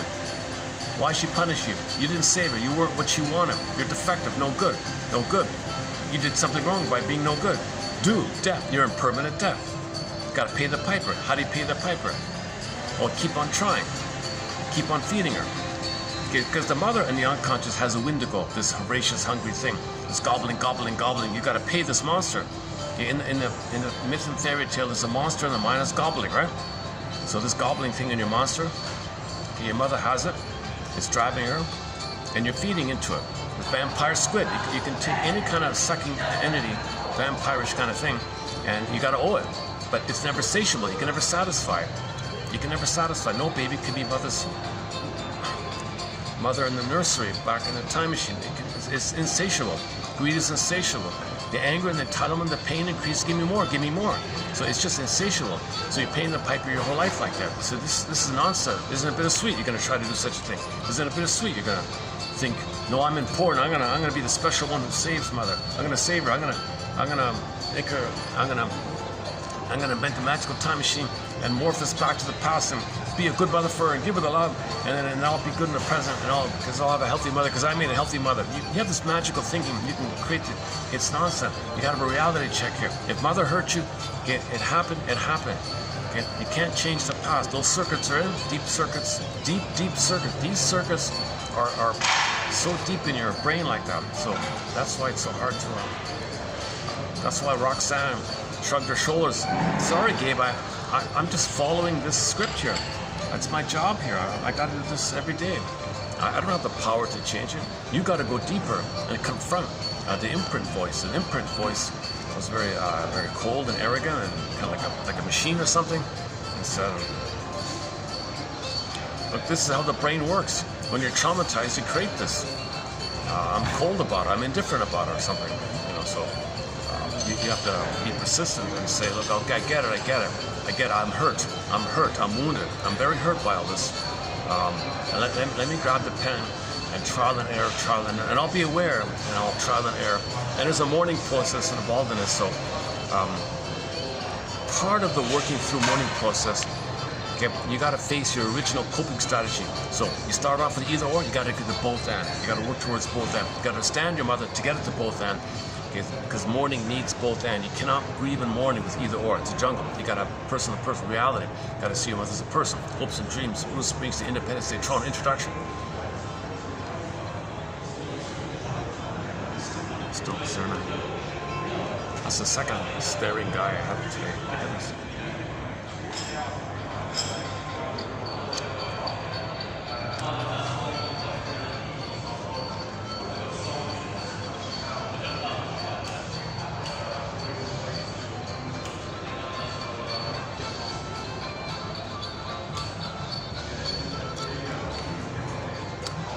Okay. Again, this is for people in midlife, if they're hearing it. For people over 45. This is for midlife. This is for people in midlife. People under 40, whatever. This is psychobabble. What are you talking about? Okay, neurotics of this type invariably blame something. So they'll blame something. Oh yeah. Take your pick, right? So they'll blame something. No, you created this script. Your wiring is inside of you. Your system created this. You're responsible. It's your unconscious. Your system did this. Your psyche did this. Your mind did this. Your brain did this. To cope with it. It's happening within you and you did it. You're the master of your fate. You did this. Can you understand that this is your unconscious? This is your brain. This is your mind. This is your psyche, your system. You did all this. Yes, you did it in response to cope with the pain. Yes, give yourself credit for coping. Give yourself gratitude for coping. And now it's time for an update. It's now a time for an update. You did it only to survive temporarily. But to stay like that and live your whole life like that and see everything like that with those deep conclusions and that jungle mentality, your whole life, that's dysfunction. It's a huge price to pay. It keeps you in a frozen bubble your whole life, sleep in a trance your whole life, and you're frozen like that in this bubbly thing. And it's a huge cost. It's stress on the body. It affects relationships. You're missing too much in life. So in Bruce Ecker's memory reconsolidation idea, you want to consciously realize the high cost. It's expensive to be neurotic. It's expensive to be dysfunctional. It's very expensive. Not using your gifts, time passing by. Very expensive to stay in this cocoon-like shell thing, this turtle's thing. But your unconscious wants it. Your unconscious thinks something worse would happen if you weren't dysfunctional. So can you juxtapose the two and be aware of the two like that? And the system seeks updating, so you want to support the self-system by understanding the anti-self system that keeps you there. You want to support the self system by understanding, giving empathy for your inner child of the past. Thank you, inner child of the past. Thank you for coping. I appreciate and I honor all this. And your self side is strengthened by this activity. Okay, so we also have things about the Saturday episode of the Twilight Zone. Okay, you gotta face the someday. Okay, so in the Twilight Zone, another Twilight Zone, the healing journey was 7 kind of approximate steps named after the days of the week. So in the labyrinth of the guilt, in the labyrinth like that, you gotta face the someday complex. Someday, oral fixation. Okay, get to a moan, oh my God, moan day. Someday, moan day, Tuesday, that's the guilt one. Pay the pipe right here. You're not guilty. You're not, no baby's guilty, nonsense. You're not born guilt. You're born to be loved. You're born to be yourself. You're born to express who you're meant to be. You're born to express your uniqueness. Great Spirit wants it that way. It's a natural state of affairs. You're not born that. You develop that to get along with the mother. You accepted the pain, and you must see the mother's good, but your anger is attacking yourself, so you include your no good because you're saying that to yourself, because the mother said that to you, you say that to yourself for the attachment, but you weren't born like that. You only developed it after the trauma. You weren't born with that, so you got to face the Tuesday issue. There's no time in there. Okay, so someday, Monday, Tuesday, okay, wound day. Okay, for your association, get to the thorn, get to the deepest thing. So I'm experimenting with that film, 1967. Fairy tale, fantasy fairy tale, Italian film called Sophia Loren, entitled More Than a Miracle. So the embodiment, the soul, Sophia Loren, personification of the soul, the embodiment, exiled. They put her in a barrel and sent her to some other place, exiled, right? It's good. It's Cinderella Italian style. It's very good because it made it very clear. Your soul won't come back. Your soul won't come back to your body. You won't get your beingness and your embodiment back with an arrogant attitude. So the arrogant prince represented was the energy of the person being narcissist. Whoever's narcissist has that little arrogant prince inside them, and the soul is exiled. So when you give up your narcissism, okay, when you confront your narcissism, it's the death of narcissism, then the birth of new life, and Sophia Loren comes, you're embodied again, rebirth motif, born again motif. So you feel new, you feel real, you feel good. When you die, your old narcissism, that's your developmental process. You're resuming development, psychological, biological birth, frozen, psychological birth, rebirth motif. So that's the 1967 film. I only saw the clip, but so hopefully we'll update on that one. Okay, so Saturday, huh? Someday, Monday, Tuesday, wound day, the wound day, right? It's equivalent to lifting the thorn, then you're free day, and Saturday, the false self dissolves away. The false self still kind of lingering, and that episode was about the false self trying to take over the person. The real self said, no, we did it your way. We did it your narcissistic way. I'm going to be real now. Then false self dissolves away, shatters away, shattering. The actor, wrong choice of actor for such a film, but doesn't represent that kind of thing at all. But the idea was good enough. Okay, so this is the pay the piper idea, right? The guilt one. Repetition compulsion is to put, so the positive side, the positive communicative side, it's a communication. This compulsion to repeat has the positive function of communicating to you. It's communicating to you. Mr. Freud found that his patients had a compulsion to re-experience their childhood difficulties with him in the room. And they also tended to repeat basic relationships by putting the therapist in the place of one or the other parent. Okay, also known as transference. You transfer past to the present and act it all out. Okay, so the unconscious doesn't know time, so the present is still the past, or you can transfer the past to the present, so it's called transfer. Okay, so now the therapist makes you aware of it. He helps you to be aware of it. Okay, now this process of being aware of it, related to it is resistance.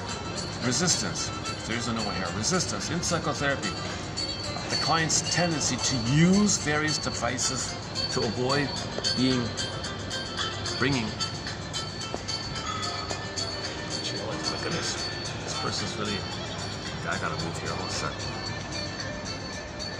Give me a minute to find some spot here.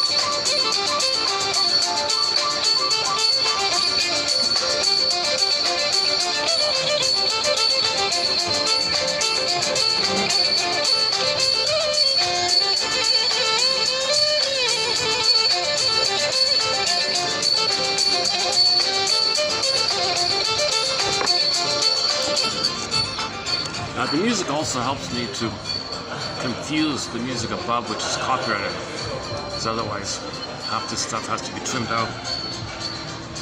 Most of this music above is copyrighted, so luckily it should work. I think it should work. Oh jeez, it happened again. Just when you set up.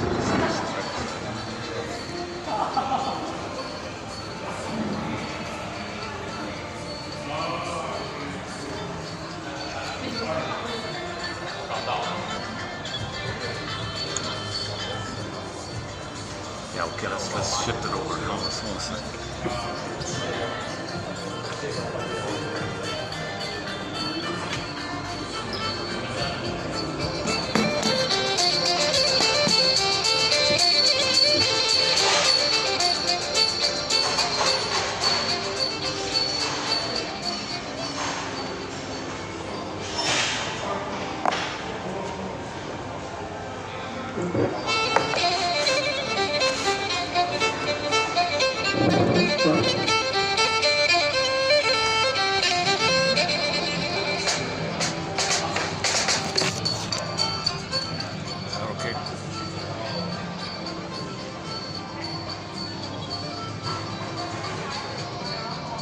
Or,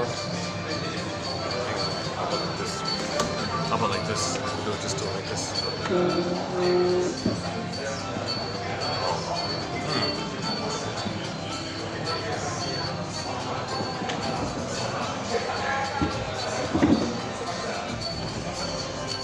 Like this? Alright, okay, let's just do like this. Here's my expensive coffee.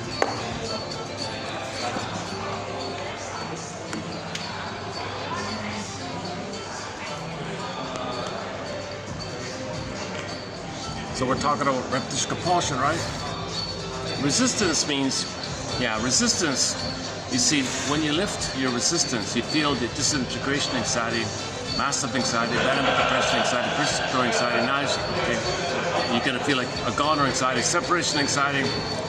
It's immense anxiety you're going to feel because you're kind of recalling the attempt to be yourself without mother stuff. Your attempt to be free without giving up hope for mother. When you give up hope for mother, you can feel all the anxiety. Because now you're on your own like that. You grab in the pen, write your own script. So can you make that transition? Can you work it through to get to that transitional kind of thing? So that's what he means by working through it, to face the resistance.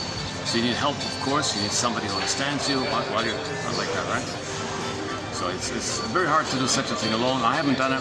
I have not been analyzed. Disclaimer. Resistance. The client's tendency to use various devices to avoid bringing repressed material into awareness. The material is opposed and resisted because of its painful nature. The resistance process goes on completely or almost completely beneath the level of consciousness. Just as, okay, so as an example, to make the point, just as healthy individuals avoid unpleasant subjects of conversation, okay, so just in general, in regular life, you avoid certain difficult topics, you resist, right? Okay. Analogously, in a parallel, like analogous manner, okay, the client in therapy may automatically use any number of techniques to keep disturbing memories or insights out of awareness. For example, he may forget his appointments. He'll forget. Oh, it's a resistance. Too painful. Just blot out. I forgot. Divert the discussion to irrelevant topic. Very common. You talk about the weather. That's a resistance. You're free associating. Pain came. To deal with the pain, talk about the weather. I do that. I do it here on this. I do it in this channel here. I do it too. We all do it. Huh? Divert the discussion to irrelevant topics. Insist that certain ideas are too ridiculous to discuss. Lapse into silence or flare up at the therapist and walk out in a huff. Oh, huff. Oh my God. Yeah, that show wasn't analytic at all. I'm disappointed with that show. It's just a drama of a guy having an affair with an emotional woman. BPD woman. So the BPD woman was trying to steal another woman's shrink husband away, right? Because she thought she'd only be attracted if she can get away, get something that was prevented from her. So she was prevented from getting the mother. So she forcefully wants to grab it like that. Something, okay, I forgot about that. Okay, the therapist uses them. The therapist uses resistances as a clue to the repressed material itself and as a sign that he's getting close to the core of the neurosis. So this is called analysis of resistance, analysis of defense, defense analysis. If it is defense interpretation, Mysticism would say it's so painful for you to focus on yourself. So what you do to soothe yourself is change the topic, talk about something else, or blame me, or be silent, or climb up. It's so painful to focus on yourself. So what you do to assuage your pain is to climb up, across your shoulders, and not want to talk about it and say it's ridiculous. That's how you deal with it. You're important. Look how important you are. Okay, for more on this point, two sources. Paul Gray's book called Analysis, Ego and Analysis of Defense, and Masterson's thing called Mirroring Interpretation of Narcissistic Vulnerability, spread out through his books. Another one of our mentors, Masterson, James F. Masterson, the author of the book called The Search for the Real Self. That one. If it is successful, it can contribute materially to the therapy. Slightly related to it is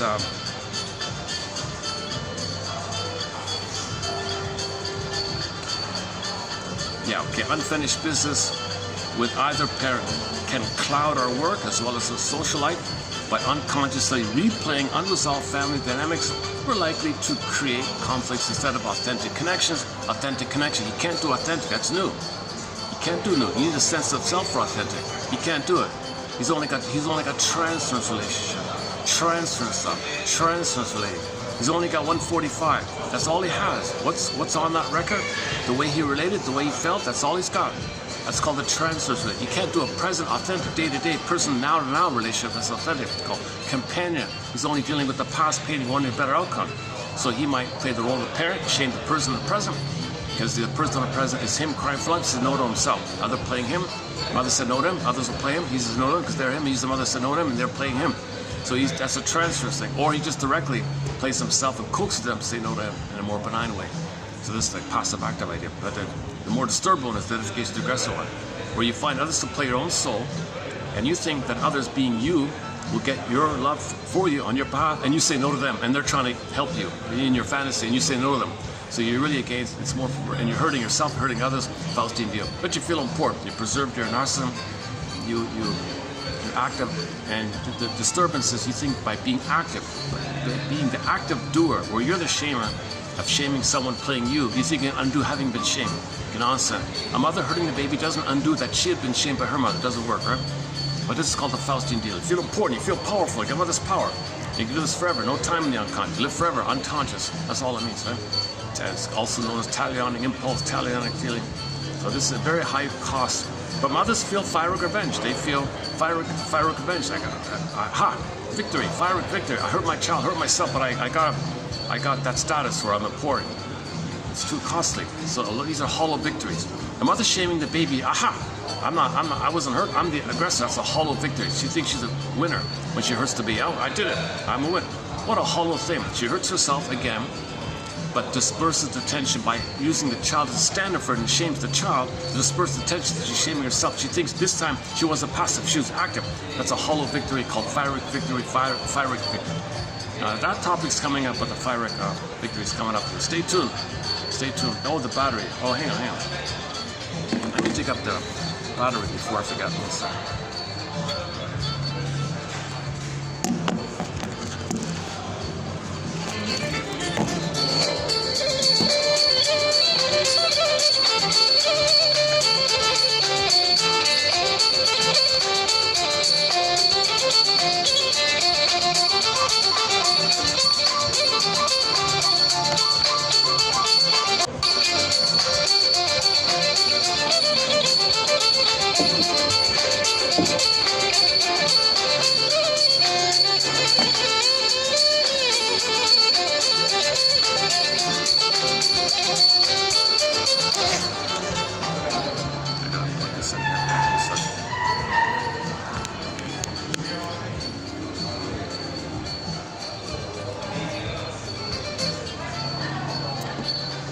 that was a little bit from yesterday.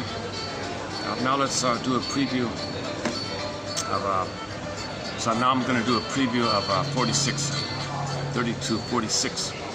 Although I'm posting 3207, I think, below, I've got a gap.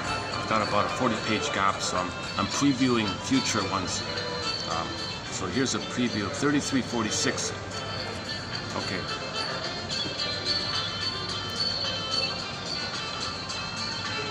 Okay, in the Disney film Inside Out, okay, you have the stream of consciousness, the broccoli boat. On the river, on the water, unconscious water, you're on the boat, free association. So say what comes to mind. What does this remind me of? What suggests to me? This practice, each time you do it, goes a little deeper. So you're going deeper in the unconscious. That reminds me of that. You're going deeper. So you're rowing. Every time you free associate, when you bring up something, and that reminds me of that, you're going deeper. Well, that reminds me of that, you're going deeper. And you want to get to a place where a feeling comes up to you. That's the orbs rushing up. So this is a safe, respectful, safe way to not bypass yourself. You're in control. You manage this. You're aware of your resistance. You're aware of your association. You're aware when you're lying to yourself. Because that's the pain was there. That's why you did it. That's the resistance. You confront your resistance. So you're in control, right? So hypnosis. Don't do hypnosis. Don't bypass this kind of thing. So this is within your realm here. Free association. Okay, the analyst asks his client to relax and say anything that comes to mind, no matter how far-fetched it may seem. This brings long-forgotten experiences and hidden feelings to the surface. Together, they study this unconscious material, and as a result, the client often understands himself better and feels better. Excellent. Okay, just a footnote on dreams here. We talk a lot about dreams here. That brings up the relational theme, similar idea. We can think of dreams as masquerades in which our wishes and worries act out a story in disguise.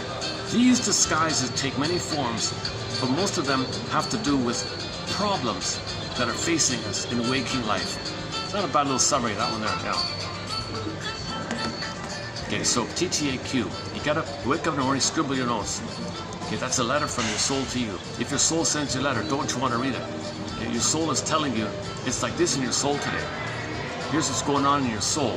Here's what's going on. This is a report card. I'm reporting to you, I'm giving you feedback. It's a letter. So you take your notes, say thank you. It's like this in my soul today. So usually you're trying to work out a problem called the relational theme.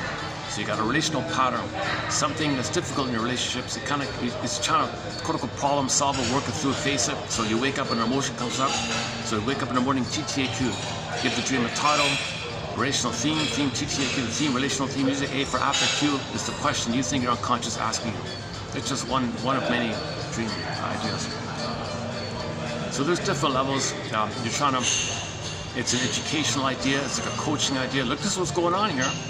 You relate like this, and that happens, you know, and sometimes it advances things for you. When you did something previously in a positive way, it might advance things for you, and then more can come up to you. So it's like thanking you. Oh, thank you, I can move forward. So you feel a little better, and you get a better dream. So if you get a happy dream, it's kind of like a thank you note almost, right?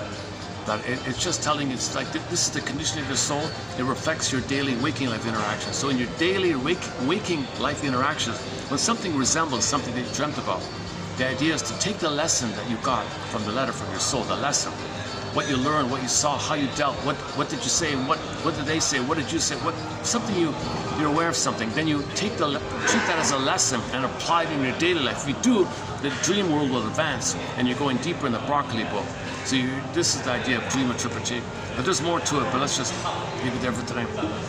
Okay, just in general, defense mechanisms, psychic defenses, maneuvers of the mind, mechanisms of the mind to deal with the pain.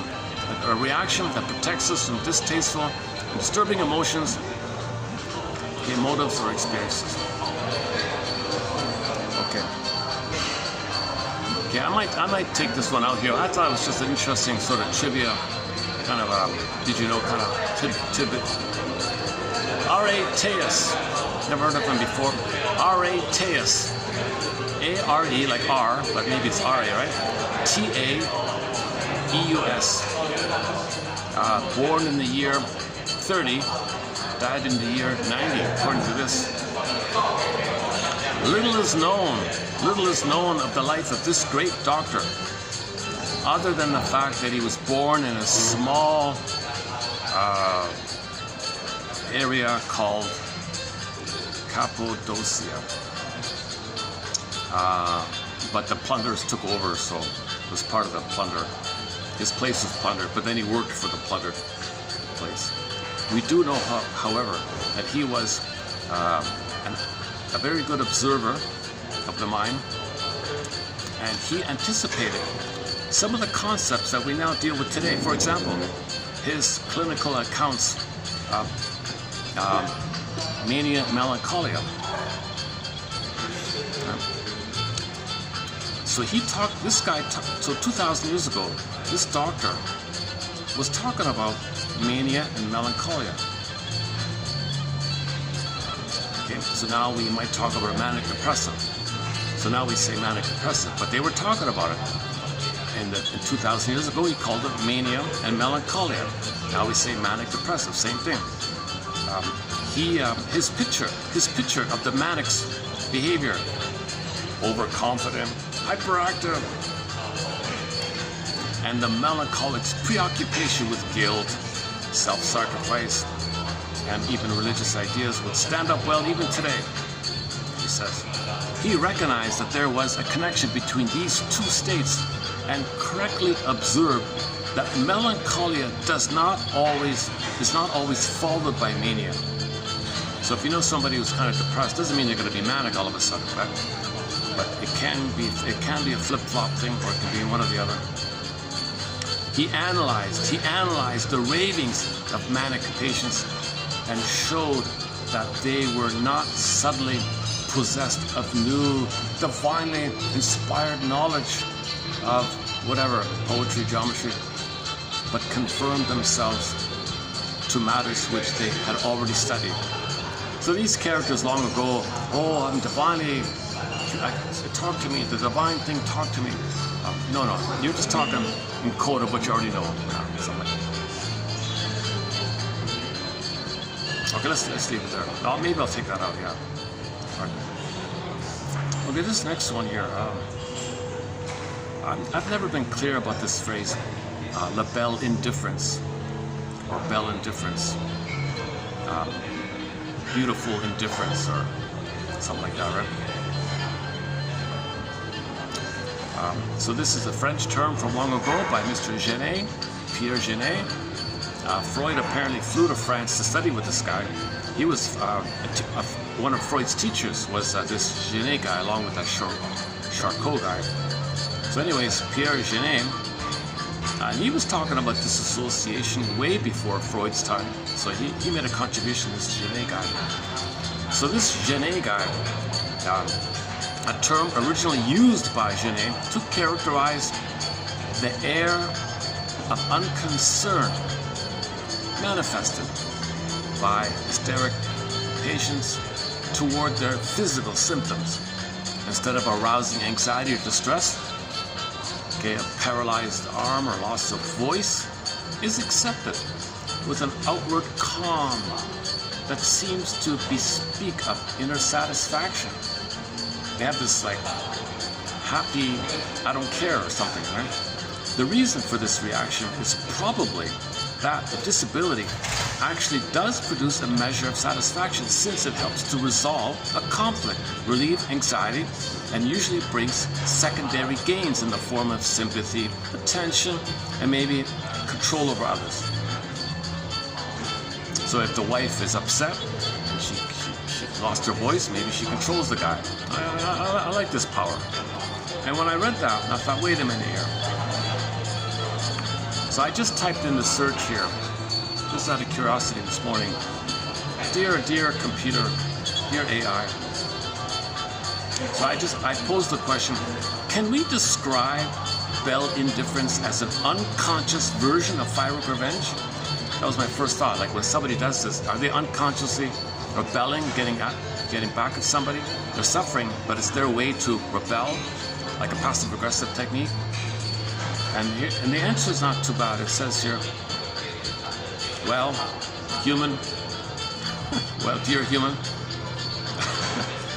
describing bell indifference as an unconscious fiery revenge is an insightful psychological metaphor. Oh, thank you. But clinically, the two concepts differ. Oh, really? Go on. Fiery revenge is a conscious act where a person destroys a part of themselves or their own interests just to ensure that the other person suffers. It is driven by anger, spite, and a deliberate, if short-sighted, desire for retaliation.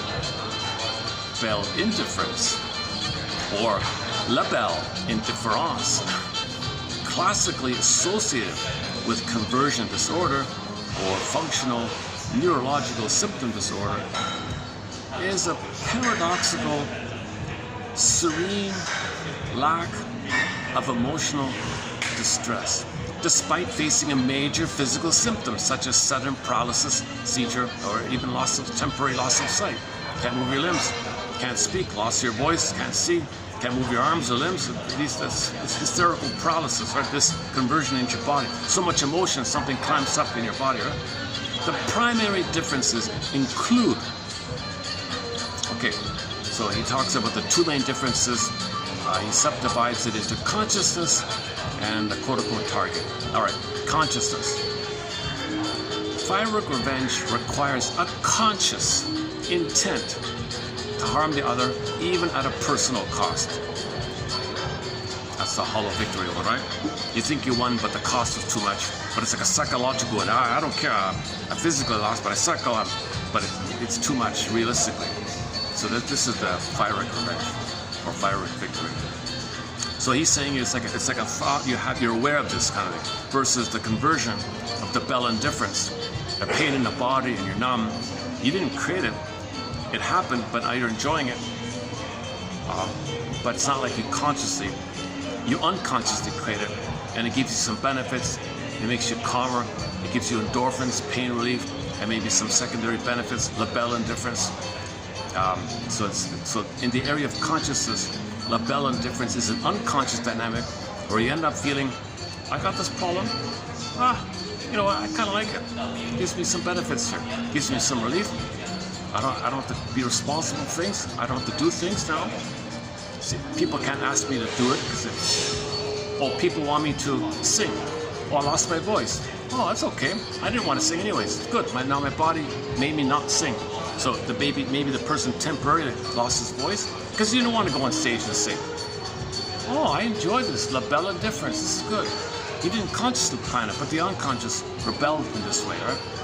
Versus the fiery idea is that you're more aware of it, so that's a conscious idea. Again, fiery revenge requires conscious intent to harm the other, even at a personal cost. Bell indifference operates unconsciously as a defense mechanism to manage deep emotional stress, transforming psychological conflict into a physical symptom that the mind ignores. Okay, this idea of the target. Well, in the revenge one, the damage to the self is a conscious, calculated trade-off, right? Versus bell indifference. The damage is usually a subconscious mechanism to protect the ego from trauma rather than to go against someone else on the outside, right? So it's inner like that. While some psychoanalytic perspectives suggest that symptoms like paralysis might serve to punish a loved one, that's what I was thinking. It might serve to punish a loved one. For example, look at what you did to me. See what happened to me? I lost my voice. You did that. I'm punishing you. You see, you wanted me to sing on stage. Now I can't sing. You created it all. I punish you. So while some psychoanalytic perspectives suggest that symptoms like paralysis might serve to punish a loved one, look at what you did to me. The lack of conscious vindictiveness. It's the lack of conscious vindictiveness and the presence of genuine emotional detachment make bell indifference distinct from a true pyrrhic act. That's pretty good, with the AI. That clarified. It was a thoughtful answer, although it's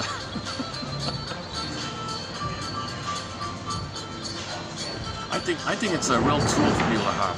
if you have any questions from a psychological point of view, you'll get some ideas from a different angle. Right? Lately, I've been typing in, what would a shrink say about this?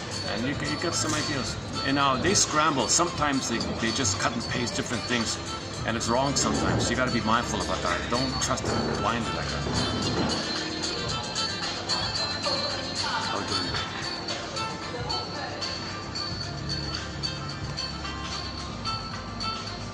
Oh, let me check the other side for a second.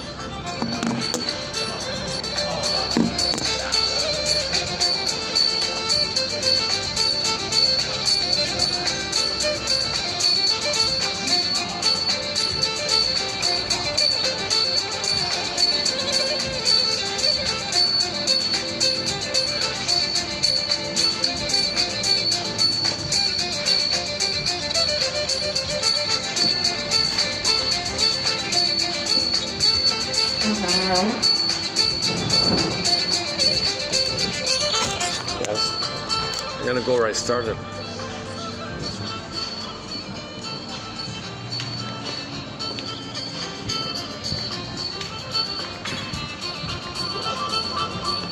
Oh, I'll bet yeah, let's go here.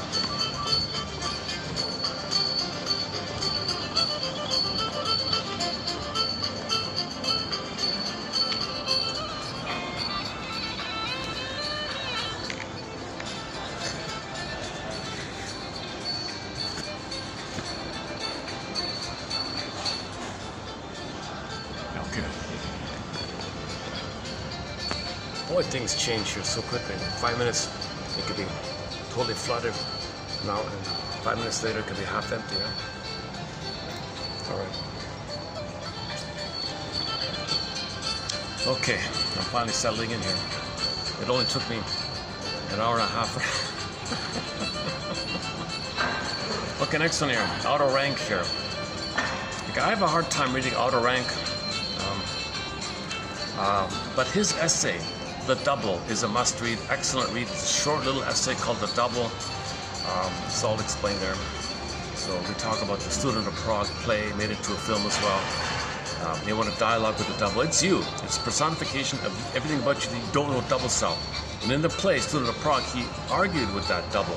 The guy didn't know it was him. He heard the double, he was her. On the tombstone, it said, this guy never got to know himself, basically. He fought with himself and he suffered. So the idea is you're meant to know that the double self is you. You want to befriend it, dialogue with it. It's you. Befriend your double self. It's your unconscious self. Befriend it. So this is the idea of Snow White, befriending the doors and the gifts and gems, minding up. They were miners, minding up stuff, right? In the film, That Uncertain Feeling. Woman had a symptom, psychosomatic symptom. Ching said there, well, your double self is giving this to you. My double self, yes, kind of like a stranger with him. Would you like to meet him? She joked and said, I'm afraid of strangers. So she befriended the double self. Turned out to be some tortured, brooding artist guy. But she befriended this tortured, brooding artist guy. It's just a fantasy story that represented her depression, her skill, her talent, her art, her misery, his cynicism, everything about her that she didn't know. She befriended this guy, her symptom went away. All's good. So you want to befriend your double self. Oops, sorry.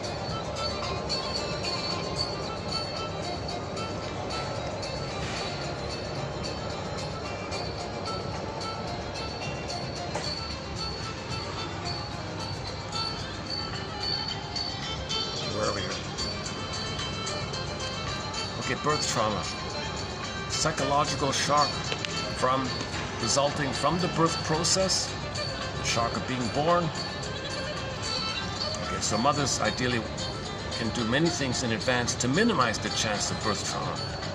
Okay, so check out the squatting idea, because that allows the tailbone to be tilted back, allowing for maximal space.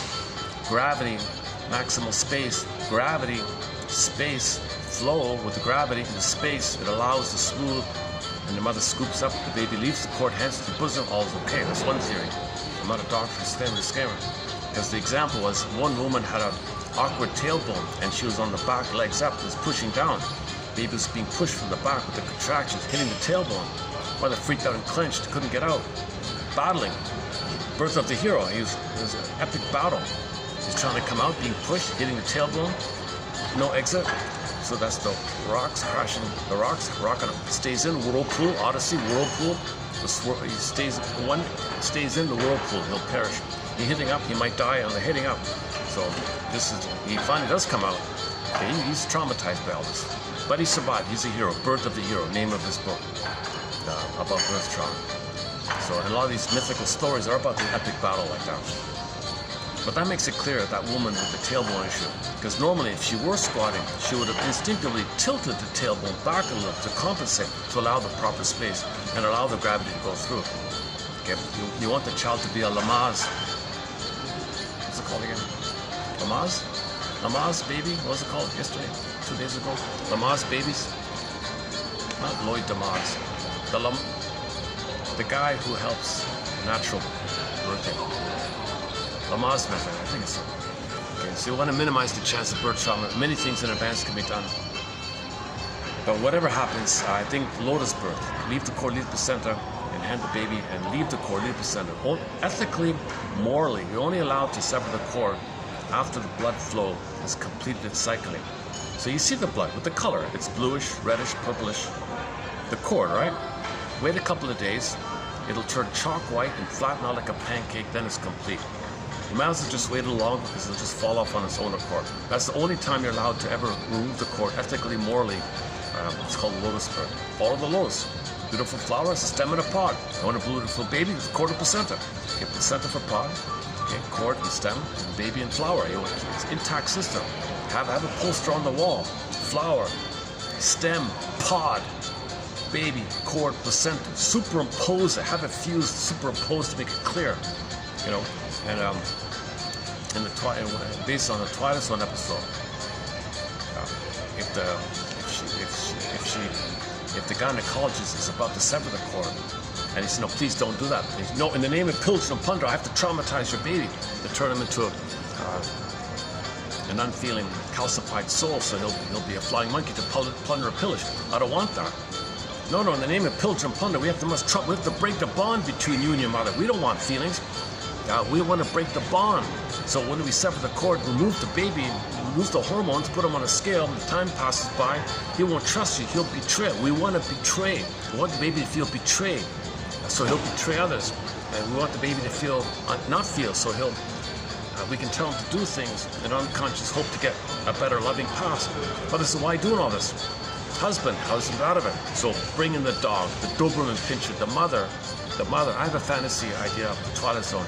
The mother trains the Doberman Pinscher. Look, dog, if the guy's about to reach for the slippers off, you charge at him, you growl at him, and then so he can blame the dog like that. Doesn't lose his job. I don't lose my job. I have to traumatize your baby. Don't traumatize. Dog, take over. Dog charges at him. Because if that doesn't happen, that boy might grow up to be like that aggressive guy in that episode. So there's an episode of the Twilight Zone where the man was a violent, sadistic, cruel character. He was hitting his wife, and she didn't know how to get out. She was trapped in the Stockholm syndrome. She was loving a man who was hitting her. She was black and blue all the time. So every time I tell this story, I tear up. I don't know if I'll do it this time around, but I forgot the episode's entitled Domestic House of Terror or something. So the man was extremely abused himself. He was a revved up, full of stress and adrenaline. That man was very tense, very aggressive kind of character, and he was trying to turn his nice wife to nurse him, read his mind, be one with him. So he was trying to turn his woman, the wife, this nice woman, to be a mind reader and read his mind and meet his needs. He was doing all these awful things like that. So anyways, she didn't want to break free. Everyone said, leave him, go, we'll help you, leave. I can't leave. Leave, come on, pulling, no, I can't. What the hell? So the sister in another state sent her a little figurine of the Doberman Pinscher that she and the sister had when she was a child. That triggered the memory in her unconscious that the dog would have protected her. The dog surely would have protected her. So when he created a fusion, okay, when the minds became one, that's what he wanted, right? In her unconscious was the dog that would have protected her.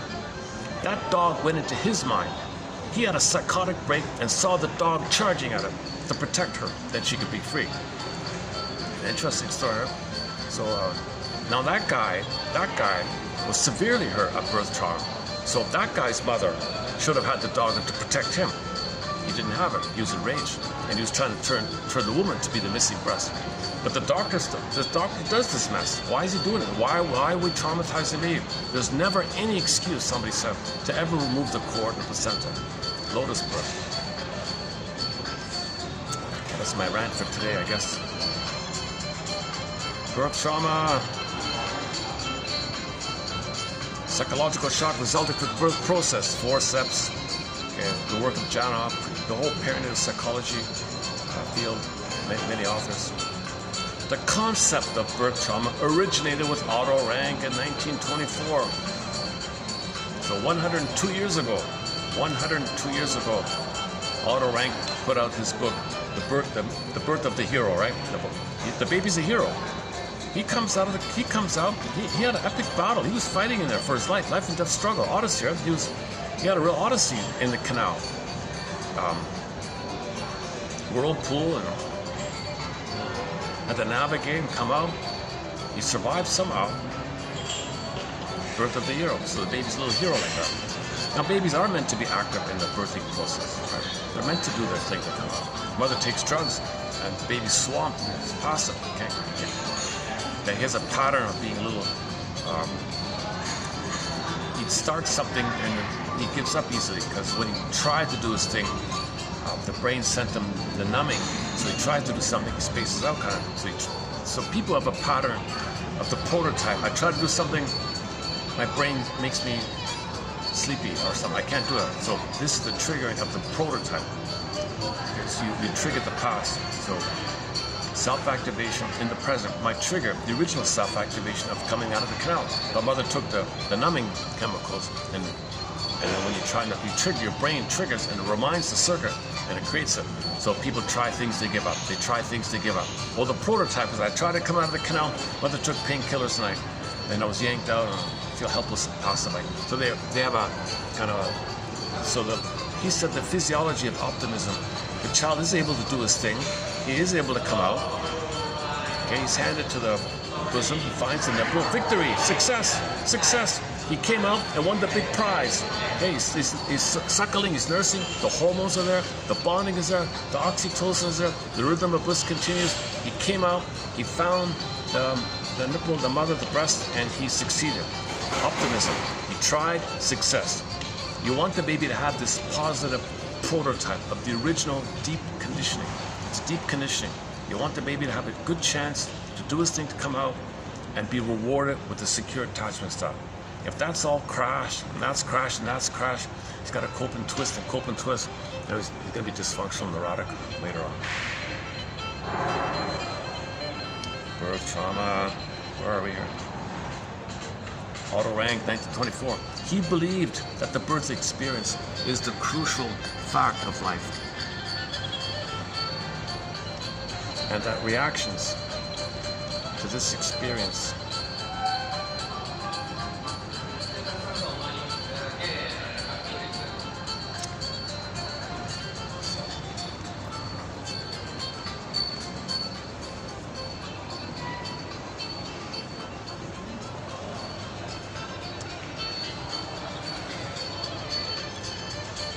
if I detect somebody annoyed by my talking, I tend to move or something.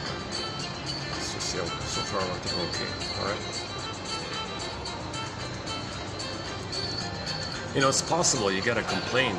The manager might say you can't do your videos here. I don't know. Luckily, I've been very careful about that. All right.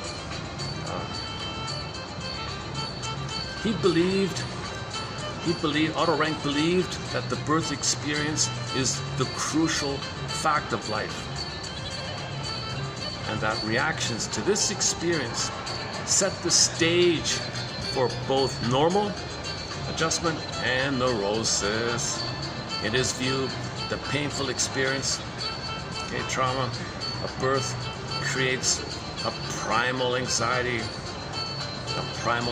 or a basic anxiety in every baby, and gives rise to a universal desire to get away from the pain, he termed primal progression. Yeah, see, Janoff buries this primal pain and primal man and primal regression and primal therapy, all this through love and care, the normal mother seeks to allay her child's fears. But if she is unsuccessful and the child's own efforts at repression are ineffective, he develops an overpowering urge to return to the blissful security of the womb. Okay, when we say the womb, we mean the symbiosis. Okay, this is just code for the oneness. The baby's supposed to be in a oneness, a symbiotic oneness. If you don't get it, it's crashed, mother can't sue you. Then play the song Katie Lang. Constant craving, blissful, okay, looking for the oneness, looking for the two as one. Okay, that's called the honeymoon phase of love, transference, blissful love. Okay, this feeling that the two is one. You're looking for that. So when he says return to the womb, he means return to the symbiotic stage. So there's a joke that said we spent the first 9 months of life trying to get out of the womb, and the rest of our lives trying to get back in. Yeah, that's in reference, I think, to this book here. But it's just not to be taken too literally. The womb can be the social womb. The social womb is a continuation of the biological womb. Nobody literally is going to go in the biological womb. They want the safety of the blissful oneness. That's what I mean. They want the Garden of Eden, Shambhala, Shangri-La, Utopia, paradise. So when babies are traumatized, we're looking for paradise. Want a nice home, want a nice view, and like this, everything comfortable. But no, keep trying like that. It never works. So you got to give up hope for that. You got to identify, didn't get it.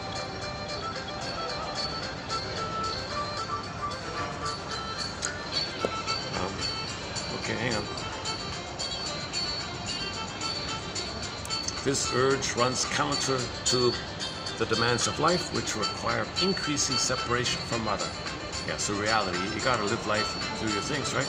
According to Otto Rank, the struggle between these two forces, i.e. the need to develop and be independent, to find yourself, and this temptation to regress to the blissful oneness, a romantic love. If I find the right one, that's all I want. Okay, so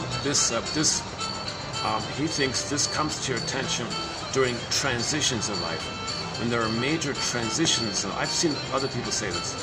Woodman says this, and other people. When there are major transitions in life, leaving home, going to school, for example, or leaving school, going to work, or whatever.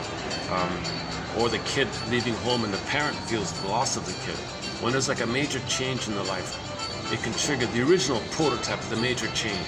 From the water world to the land world, a major change, a major imprint, a primal imprint, a primal prototype, primal repression, primal pain. So when there's a change, a transitional thing, trigger, click, you're reminded of the past. Like that. According to Rank, the struggle between these two forces, i.e. the need to be autonomous and the looking for the oneness, comes to a peak at certain critical periods, like going to school, etc. All right. At such times, the child may develop acute separation anxiety. So think about the child. He's got to go to school. Immense anxiety. Leaving home for going to school for the first day of kindergarten.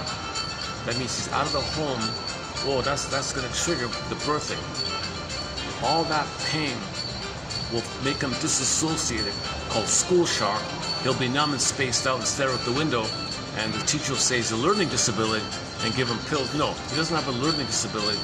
He has separation anxiety, and to deal with the anxiety, he's spaced out, called disassociation, and he's staring out the window, daydreaming as a defense against the pain he's in, because he's re-experiencing the birth trauma by going to the first day of school. He doesn't have a learning disability. If he can feel safe somehow, the teacher can be nice to him or connect to somebody, he'll learn and be present. But he's being triggered. The kid going to school for the first day is triggered. Separation anxiety, like that. So the first separation anxiety was the birth trauma anxiety, the disintegration anxiety. So he goes to school, he triggers all that, so he spaces out. And the teacher said, he's got a learning disability, give him this, give him that. Now you're messing with his brain. So that's kind of sad.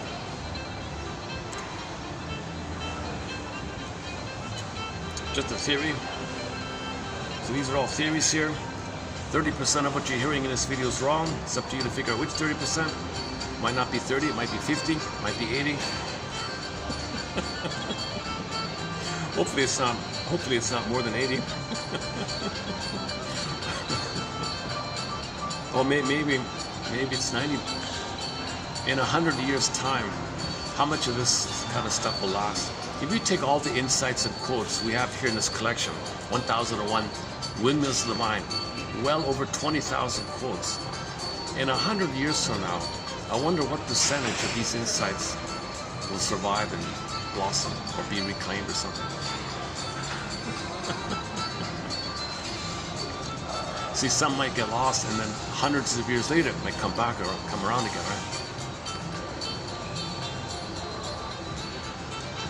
Mr. Freud said that everything he wrote about, poets have said it hundreds of years ago, but it's been silent for hundreds of years.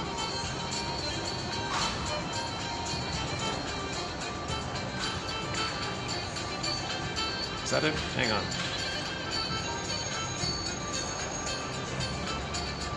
The theory of birth trauma has never gained wide acceptance because of Rank's overemphasis on this single event and because of insufficient evidence relating later neurosis to severe birth experience. So, for example, there's a possibility that the birth process may sometimes have lasting psychological effects, but the emphasis today upon the child's feeling of helplessness and insecurity during the first weeks of life after birth, rather than its reaction to the birth process itself. So some people say it's more about the relationship with the mother that counts, like the afterbirth dynamic, the relational trauma, interpersonal trauma, developmental trauma. That's more important than birth trauma. Janoff says, no way, I'll happily take a neurotic mother I couldn't bond with and have a happy birth with no birth trauma. I'll take any kind of a disastrous mother as long as I don't have birth trauma, rather than birth trauma and a wonderful mother. No way. So he makes the point like that. Birth trauma. So Janoff makes a big point about this issue. Barbara Rank as well. Woodman as well. That's why there was such a popular appeal for the primal therapy technique by Mr. Janoff. People flew around the world to relive their birth. We discussed it a couple of days ago. Let's not redo it here. So forget about the first book. Forget about the first book with Janoff. Read his follow-up books up until his 80s. The last one is called Beyond Belief about the cults.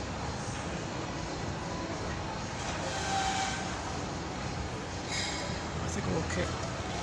The waitress said you're fine. Okay. And the people, they're all way down there. They're way down there. Okay. Last time I was here, I double-checked with the staff. They said, "Oh no, you're fine. You're fine." So I have a perception. I don't know if they really, how much they can hear me. Is that it? Okay, that's it, right?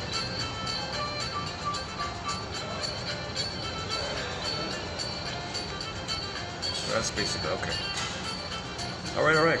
So that was a preview of 3346. Let's see if it'll read out here. Let's see.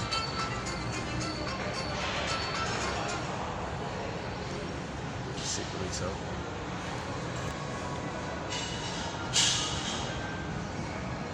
runs counter to the demands of life, which require increasing separation from the mother. According to Rank, the struggle between these two forces, the need to be independent and the desire to return to the womb, comes to a peak at certain critical periods, such as entrance into school. At such times, the child may develop acute separation anxiety. If he cannot work through these anxieties, a lasting predisposition to neurosis may be established. The theory of the birth trauma has never gained wide acceptance because of Rank's overemphasis on this single event and because of insufficient evidence relating later neurosis to a severe birth experience. There is a possibility that the birth process may sometimes have lasting psychological effects, but the emphasis today is upon the child's feeling of helplessness and insecurity during the first weeks after birth, rather than his reaction to the birth process itself. If he is treated coldly and mechanically at this time, or if feeding is forced, he is almost certain to develop some of the emotional symptoms which Rank attributes to the birth trauma. And if he is suddenly taken away from his mother and put into an institution, he may indeed experience separation anxiety. Our golden sin. TQ 3346. Didn't read it from the beginning, right? Let's try this again.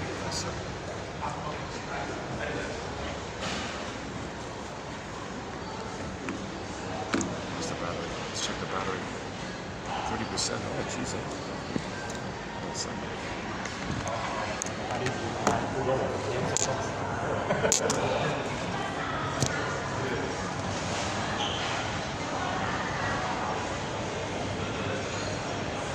3346.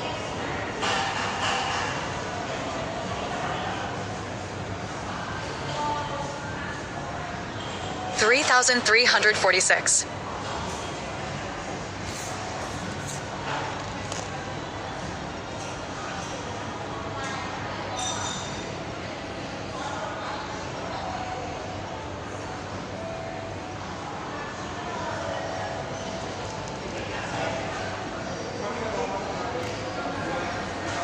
Many of us unwittingly live in sympathy with family members who have suffered difficult traumas. When suffering confounds us, we need to ask ourselves, whose feelings am I actually living? M. Wolin. Among the Zuni Indians, there is no competitive drive at all. They like to run, but would never think of racing against each other. These are matters of social custom, not instinct. Free association. The analyst asks his patient to relax on a couch and say anything that comes to mind, no matter how far-fetched it may seem. This brings long-forgotten experiences and hidden feelings to the surface. Together, the patient and doctor study this unconscious material, and as a result, the patient often understands himself better and feels better. We can think of dreams as masquerades in which our wishes and worries act out a story in disguise. These disguises take many forms, but most of them have to do with problems that are facing us in waking life. Defense mechanism, a reaction that protects us from distasteful and disturbing emotions, motives, or experiences. Heraclitus, C. Adi. 30 to 90. Little is known of the life of this great physician other than the fact that he was Biom in the small kingdom of Cappadocia in Asia Minor and practiced medicine in Imperial Rome. We do know, however, that he was a penetrating and accurate observer of mental disorders and anticipated a number of the basic concepts of modern psychiatry. Heraclitus' clinical accounts of mania and melancholia indicate that the disorder we now know as manic depressive psychosis existed in essentially the same form in antiquity.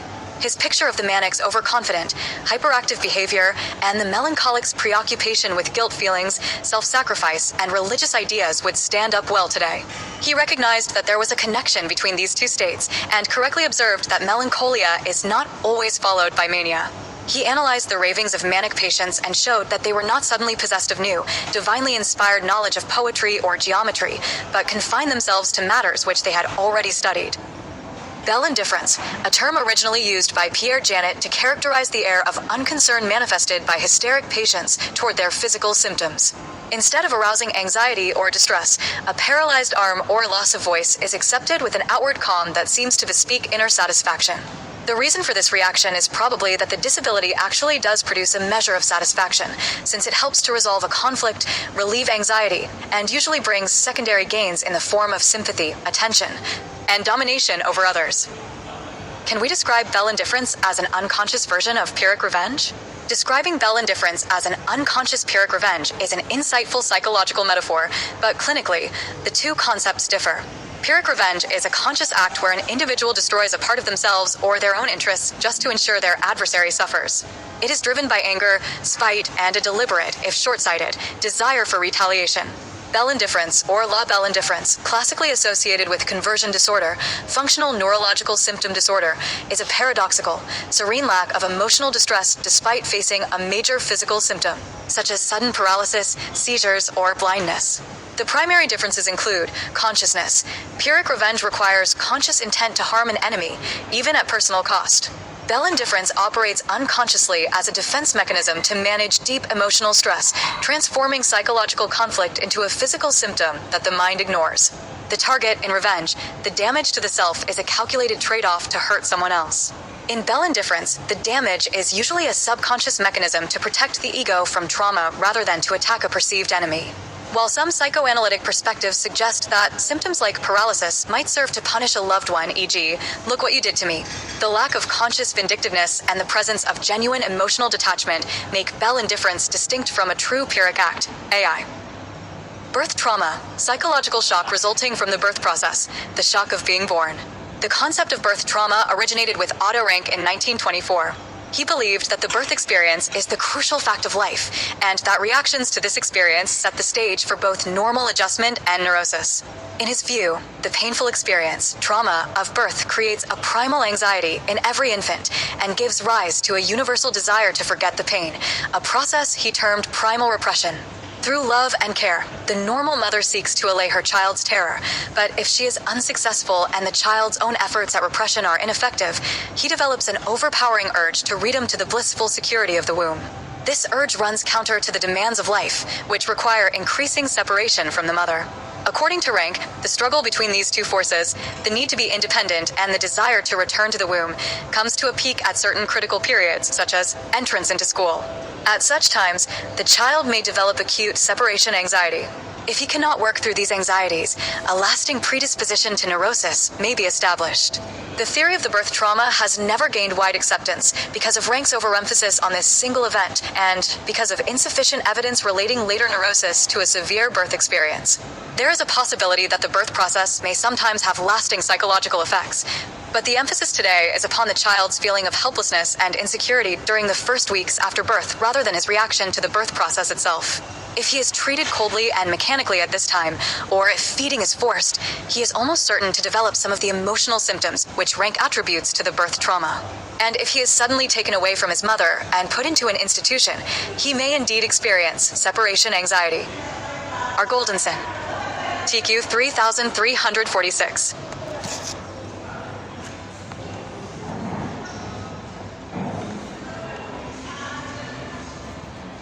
Well, this time it worked. The readout worked this time. All right.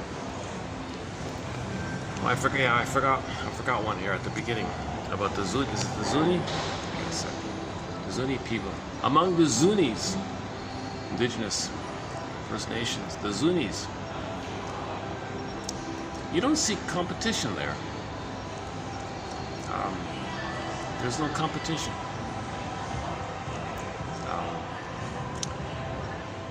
And there's no like races or even sports, nothing. There's no sports like competitive sports. So their lifestyle suggests that competition is some kind of social custom. It's not some innate thing, right? So I'm assuming the Zuni mothers hold their babies and love them. Then you're cooperative. The competition is the either or. Winner, either be eaten mentality. Okay, that's dopamine chase, win, prize status, dopamine, feel better, schadenfreude. This is competitive. This is the jungle mentality. So, yeah, interesting. Now, not all indigenous people are cooperative. I mean, those that do have a competitive side to them, it's not too over the top. There may be there may be competition within some other indigenous First Nations, but it's not like what we like others. So from an overarching point of view, they're very civilized, very emotionally cultivated, highly civilized. 70,000 years now, the same. 50, 70, who knows? Of all these different nations, right? And they developed a system that allowed them to feel. So that's the, oh, hang on. Hey, what happened to that one about the Zen one? Hang on. Oh, I don't have it here. Oh, in the pipeline, I found one about the Zen thing. Hang on a second. Maybe in the future we'll tackle the Eastern kind of philosophies like that. I'm way out of it in that area. Let's see, do I have it here? Oh, here it is, yeah, in the pipeline. So in the next video, yeah, there's one here from, yeah, I forgot about this.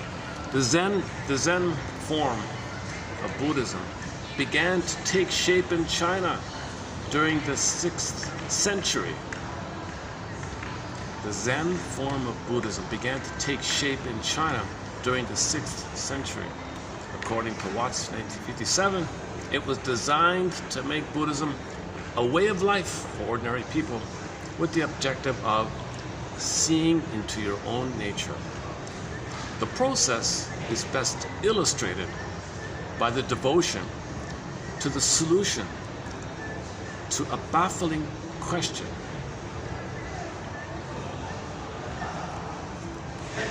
What original features did you have even prior to birth? Okay, so get in touch with your feelings and your true nature, your embodiment, your feelings, your embodiment, it's inner introspection, the connection with yourself within. One way to get there is to answer the question, what original features did you have even prior to birth? Even prior to birth, what original features did you have prior to birth? Now he says here, what came over was mainly the other one. What's the sound of one hand clapping? But I think this is the spirit of it. I think the spirit of this is represented more by this question here. What original features did you have even prior to birth? All right, your mission, submitted for your approval and consideration, should you choose to accept it, is to ask yourself this question. What original features did you have even prior to birth? See what you feel. This is your nature, your true nature, and you want to come from this, live from there. And you move from there and you live from there. Ethics, morality, calm, good health, all this stuff. So he says psychoanalysis ultimately gets you to this kind of place. But the Eastern way, kind of a little more, they don't bother with too much jargon. Just why not just see if you can find your true nature? What's your essential, what are your original features before you were born? Before you were born, tell me about your original features. What original features did you have even prior to birth? All right. or any of the other koans, K-O-A-N, like what's the sound of one hand clap? I can never relate to that one. This one's better, right? All right. Like depth psychology, Zen puts the emphasis on feeling, insight, and understanding. That's the feminine, right? More than spinning in your head about ideas, more than flop. Okay, solutions, in other words, solutions must stem from personal experience. This is called experiential knowing. So Karen Horney was into this, Joseph Barnett was into this. A lot of shrinks end up in this area. Like after all the analytic, they end up to this kind of thing. Some start there and they cycle around, right? In the end, you're always looking for your connection to yourself. Solutions must stem from personal experience. And it's unique for everybody. All right. This is Zen Buddhism is a healthy and important reminder that a purely intellectual approach does not do justice to man's full nature, and that change and growth must be rooted in the experience and insight of the individual. So it's the who am I, it's your embodiment, it's your sense of self, the connection with your sense of self. See that Descartes guy, no, I think therefore I am, I don't care about feeling, right? He's the opposite, right? So it's a body-mind connection, a holistic perfection, holistic perspection called apprehension, comprehension. Affect, syntax. I feel, I'm aware of it. I'm aware of my feelings. Experiential knowing. True cognition includes affect. True understanding includes affect. That's what it means here. So this is experiential. That leads to the feeling that you would get if you can answer the question, what are my original features even before I was born? You're meant to kind of take you to your sense of self. Okay, let's leave it there. Well, also in the pipeline, I forgot about this. Also in the pipeline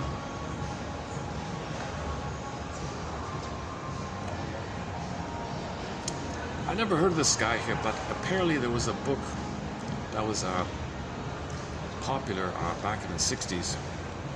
Never even heard of this guy, but it says here that there was a play. Some guy named Kisker, 1964, cites the play Black Chiffon, in which a mother is so attached to her son that when she discovers his fiancé, his fiancé wears a black nightgown, she is driven to steal a similar nightgown from a shop. Quote, this theft was motivated by her deep-seated desire to compete with the girl for her son's affections, and at the same time to be punished for her forbidden unconscious wishes. So here's yet another example of mothers over-engulfing, over-possessiveness, of turning to the son to mother her, possessing the son, partner-finding the son, separation anxiety, symbiosis with the son. Okay, he wants to be free, but she's engulfing, she's competing. Oh, your girlfriend wears a black dress, I wear a black dress. She's stealing. The stealing idea was, it's wrong, so let me do something wrong. Let me get caught, let me get punished. Help me, I shouldn't do this, but I gotta do this. So she commits a crime, hoping to get caught to interrupt this thing of her psychological possessiveness of the son. He wants to break free from her. He wants to marry the girlfriend, and she's competing.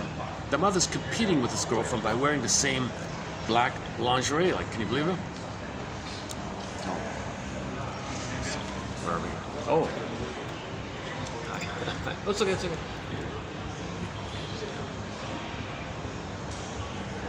Maybe I should. Let me see if there's another. Let me fish around to see if there's another spot. So.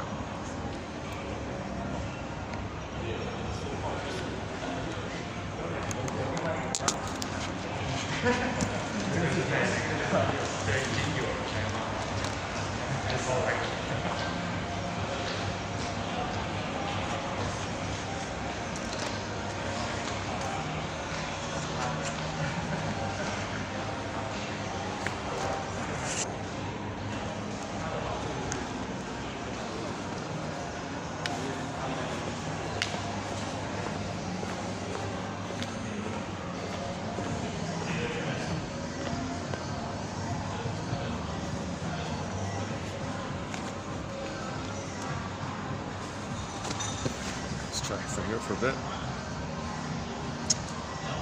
I don't want to occupy a spot, a group spot kind of thing. Oh, where's the phone?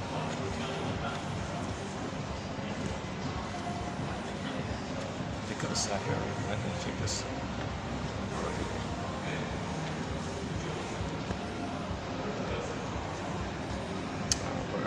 Where are we here? Kisker in 1964 cites the play Black Chiffon, in which a mother is so attached to her son that when she discovers that his girlfriend wears a black nightgown, she is driven to steal a similar nightgown from a shop. Quote, this theft was motivated by her deep-seated desire to compete with the girl for her son's affections, and at the same time to be punished for her forbidden unconscious wishes. This quote really conveys this inappropriate possessiveness to parentify and partnerify the son. Okay, if the mother succeeds, go to the Twilight Zone episode Young Man's Fancy. Okay, he could never choose a girl. He would always choose mommy. He tried to choose a girl. He pushed her away, ran to mommy. That guy in Young Man's Fancy always ran to his mother. Every time he would run to the mother, his girlfriend, shock, run down the stairs.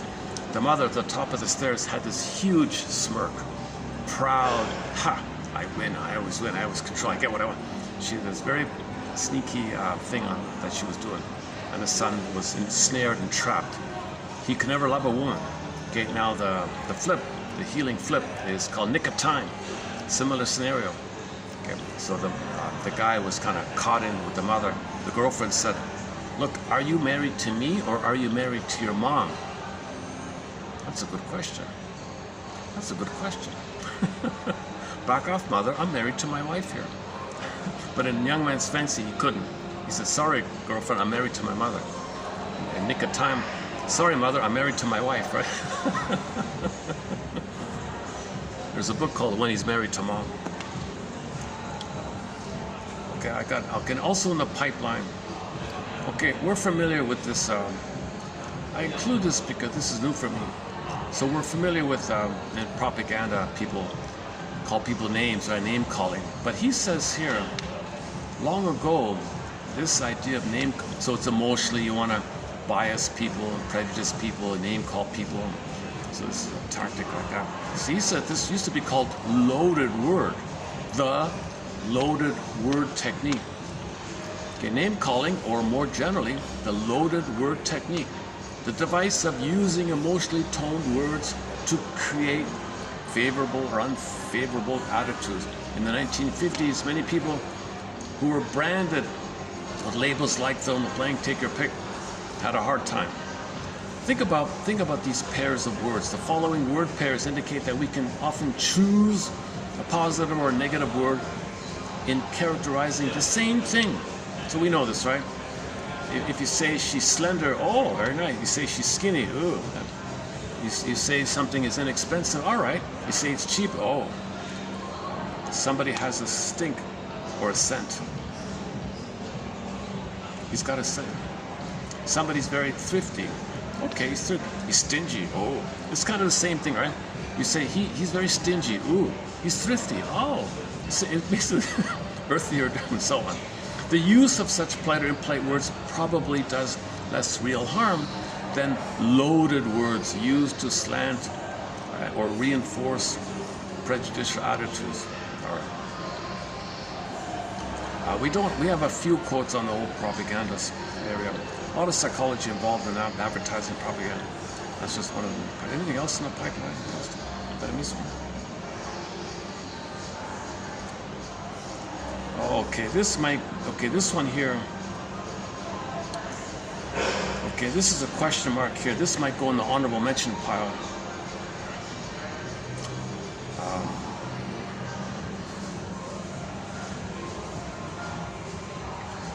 Okay, let's forget about it. Okay, last one here. Among the Sioux, so back to indigenous people. Among the Sioux Indians, the Sioux indigenous First Nations people, among the Sioux First Nations people called the Sioux, weaning doesn't take place until a much later date because the mother waits until the child himself refuses the breast. See, it's baby-led. See, the Sioux have it right. The Sioux do it right. The baby says, all right, that's enough now. Now this tribe, the Sioux people, they are noted for their generosity. Not only for their energy in hunting, but also for their generosity. A lot of indigenous people nurse their children and they're generous to give them, right? Okay, one here from Venezuela. Let's see. All right, let's start to wind this video down here. How are we doing here? Let's see the time. Well, it's 5 o'clock already, 5:05 already, eh? This battery. I need to use this.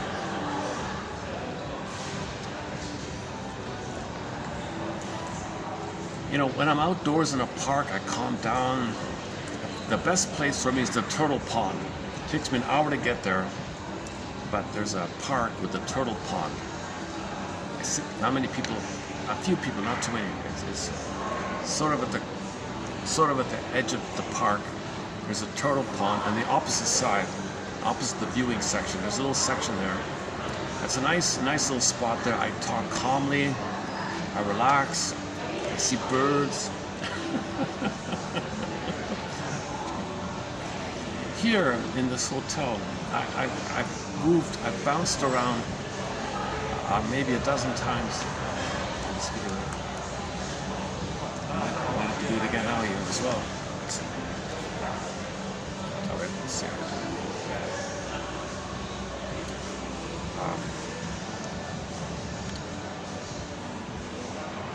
By the way, the book I'm referring to today's video is this one here. Very good book. I think this is a great book. This is a very good book. There's different. Yeah, here it is. Here, the Encyclopedia of Human Behavior, Psychology, Psychiatry, and Mental Health. Robert M. Goldenson, 1970. Comprehensive, authoritative, readable. 1,000 articles arranged in alphabetical order for ready reference. Oh, yeah, okay. A second, let's change. Hold on a second. Let's try this spot.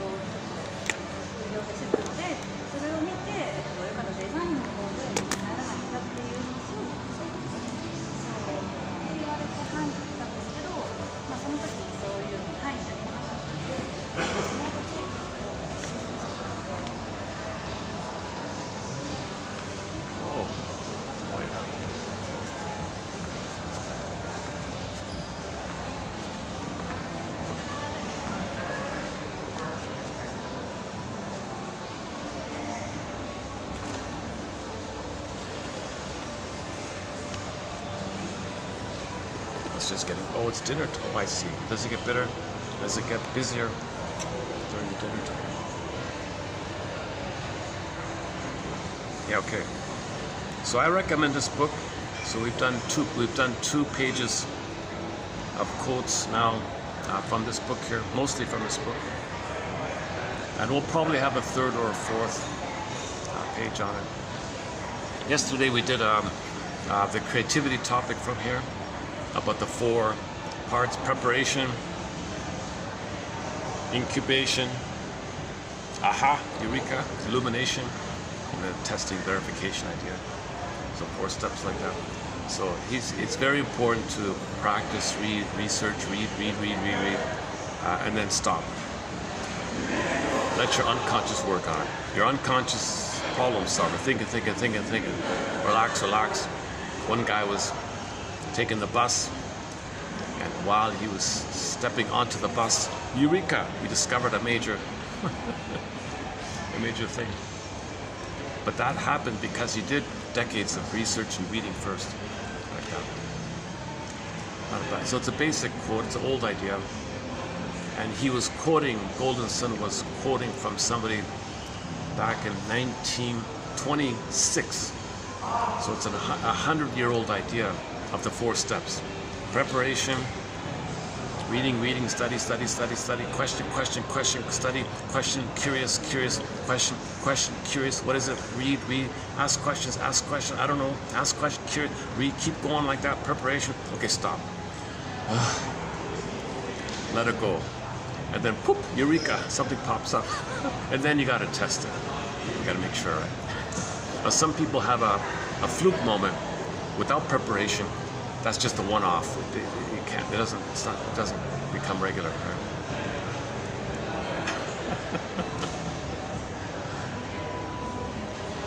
We did a little bit about yesterday. We did a little bit about the time one. What about time? Creativity, repetition, compulsion. All right.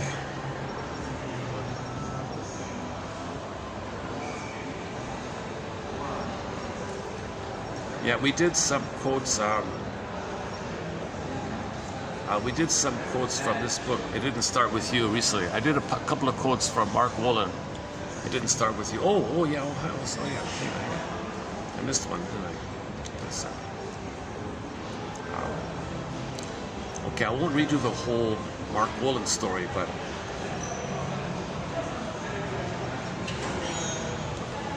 but his core self-help exercise is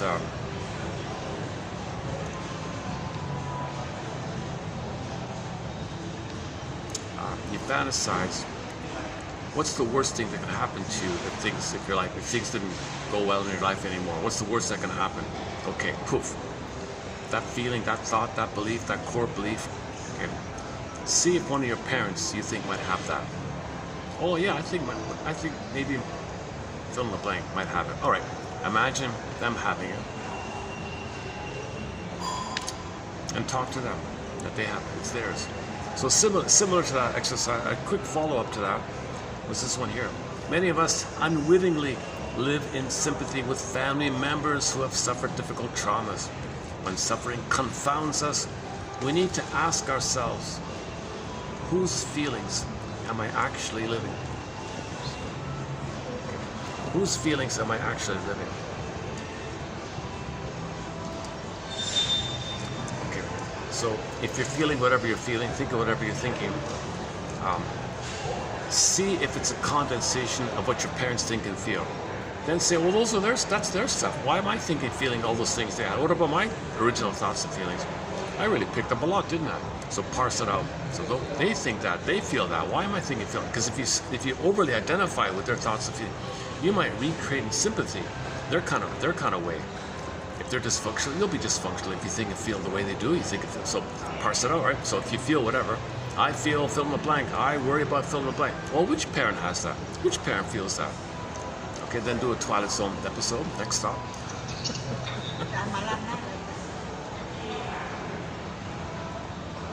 Okay, that was the Zunis, or the Zuni for association, dreams, defense mechanism, Heraclitus, Bell indifference,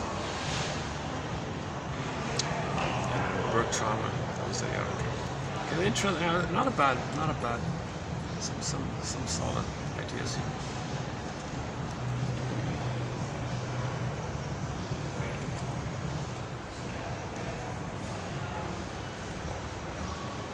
Wrap it up for today. The caffeine I've still got the caffeine in me, right? Look at that, eh? Usually it wears off by this time.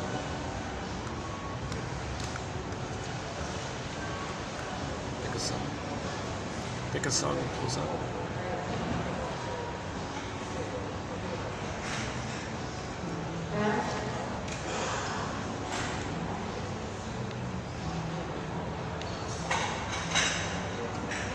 Okay, let's play that instrumental song from Thailand.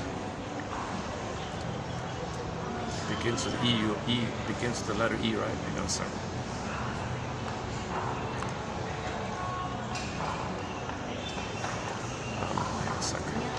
Hang on a second. E, U, A, and then A, R, E, E, and then S, E, E, and then S, O, R. It's about a 3-minute song, I think. When it finishes, I'll hit the stop button. Submit it for your approval and consideration. Is to answer the question: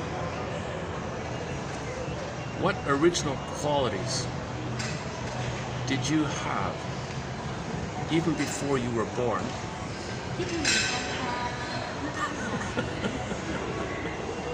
To get in touch with your true nature. Okay. Well, man, if you can do that, be a Zen. And the other one was to watch the Twilight Zone Gabe story. So we have two mission statements submitted for your approval and consideration. Gabe story, Twilight Zone, and to answer the Zen question: what original traits did I have even before I was born? What a doozy. Submitted for your approval consideration. May these quotes inspire curiosity, empathy, and understanding. That's a CEU, Continuing Education Unit. I'll see you the next time.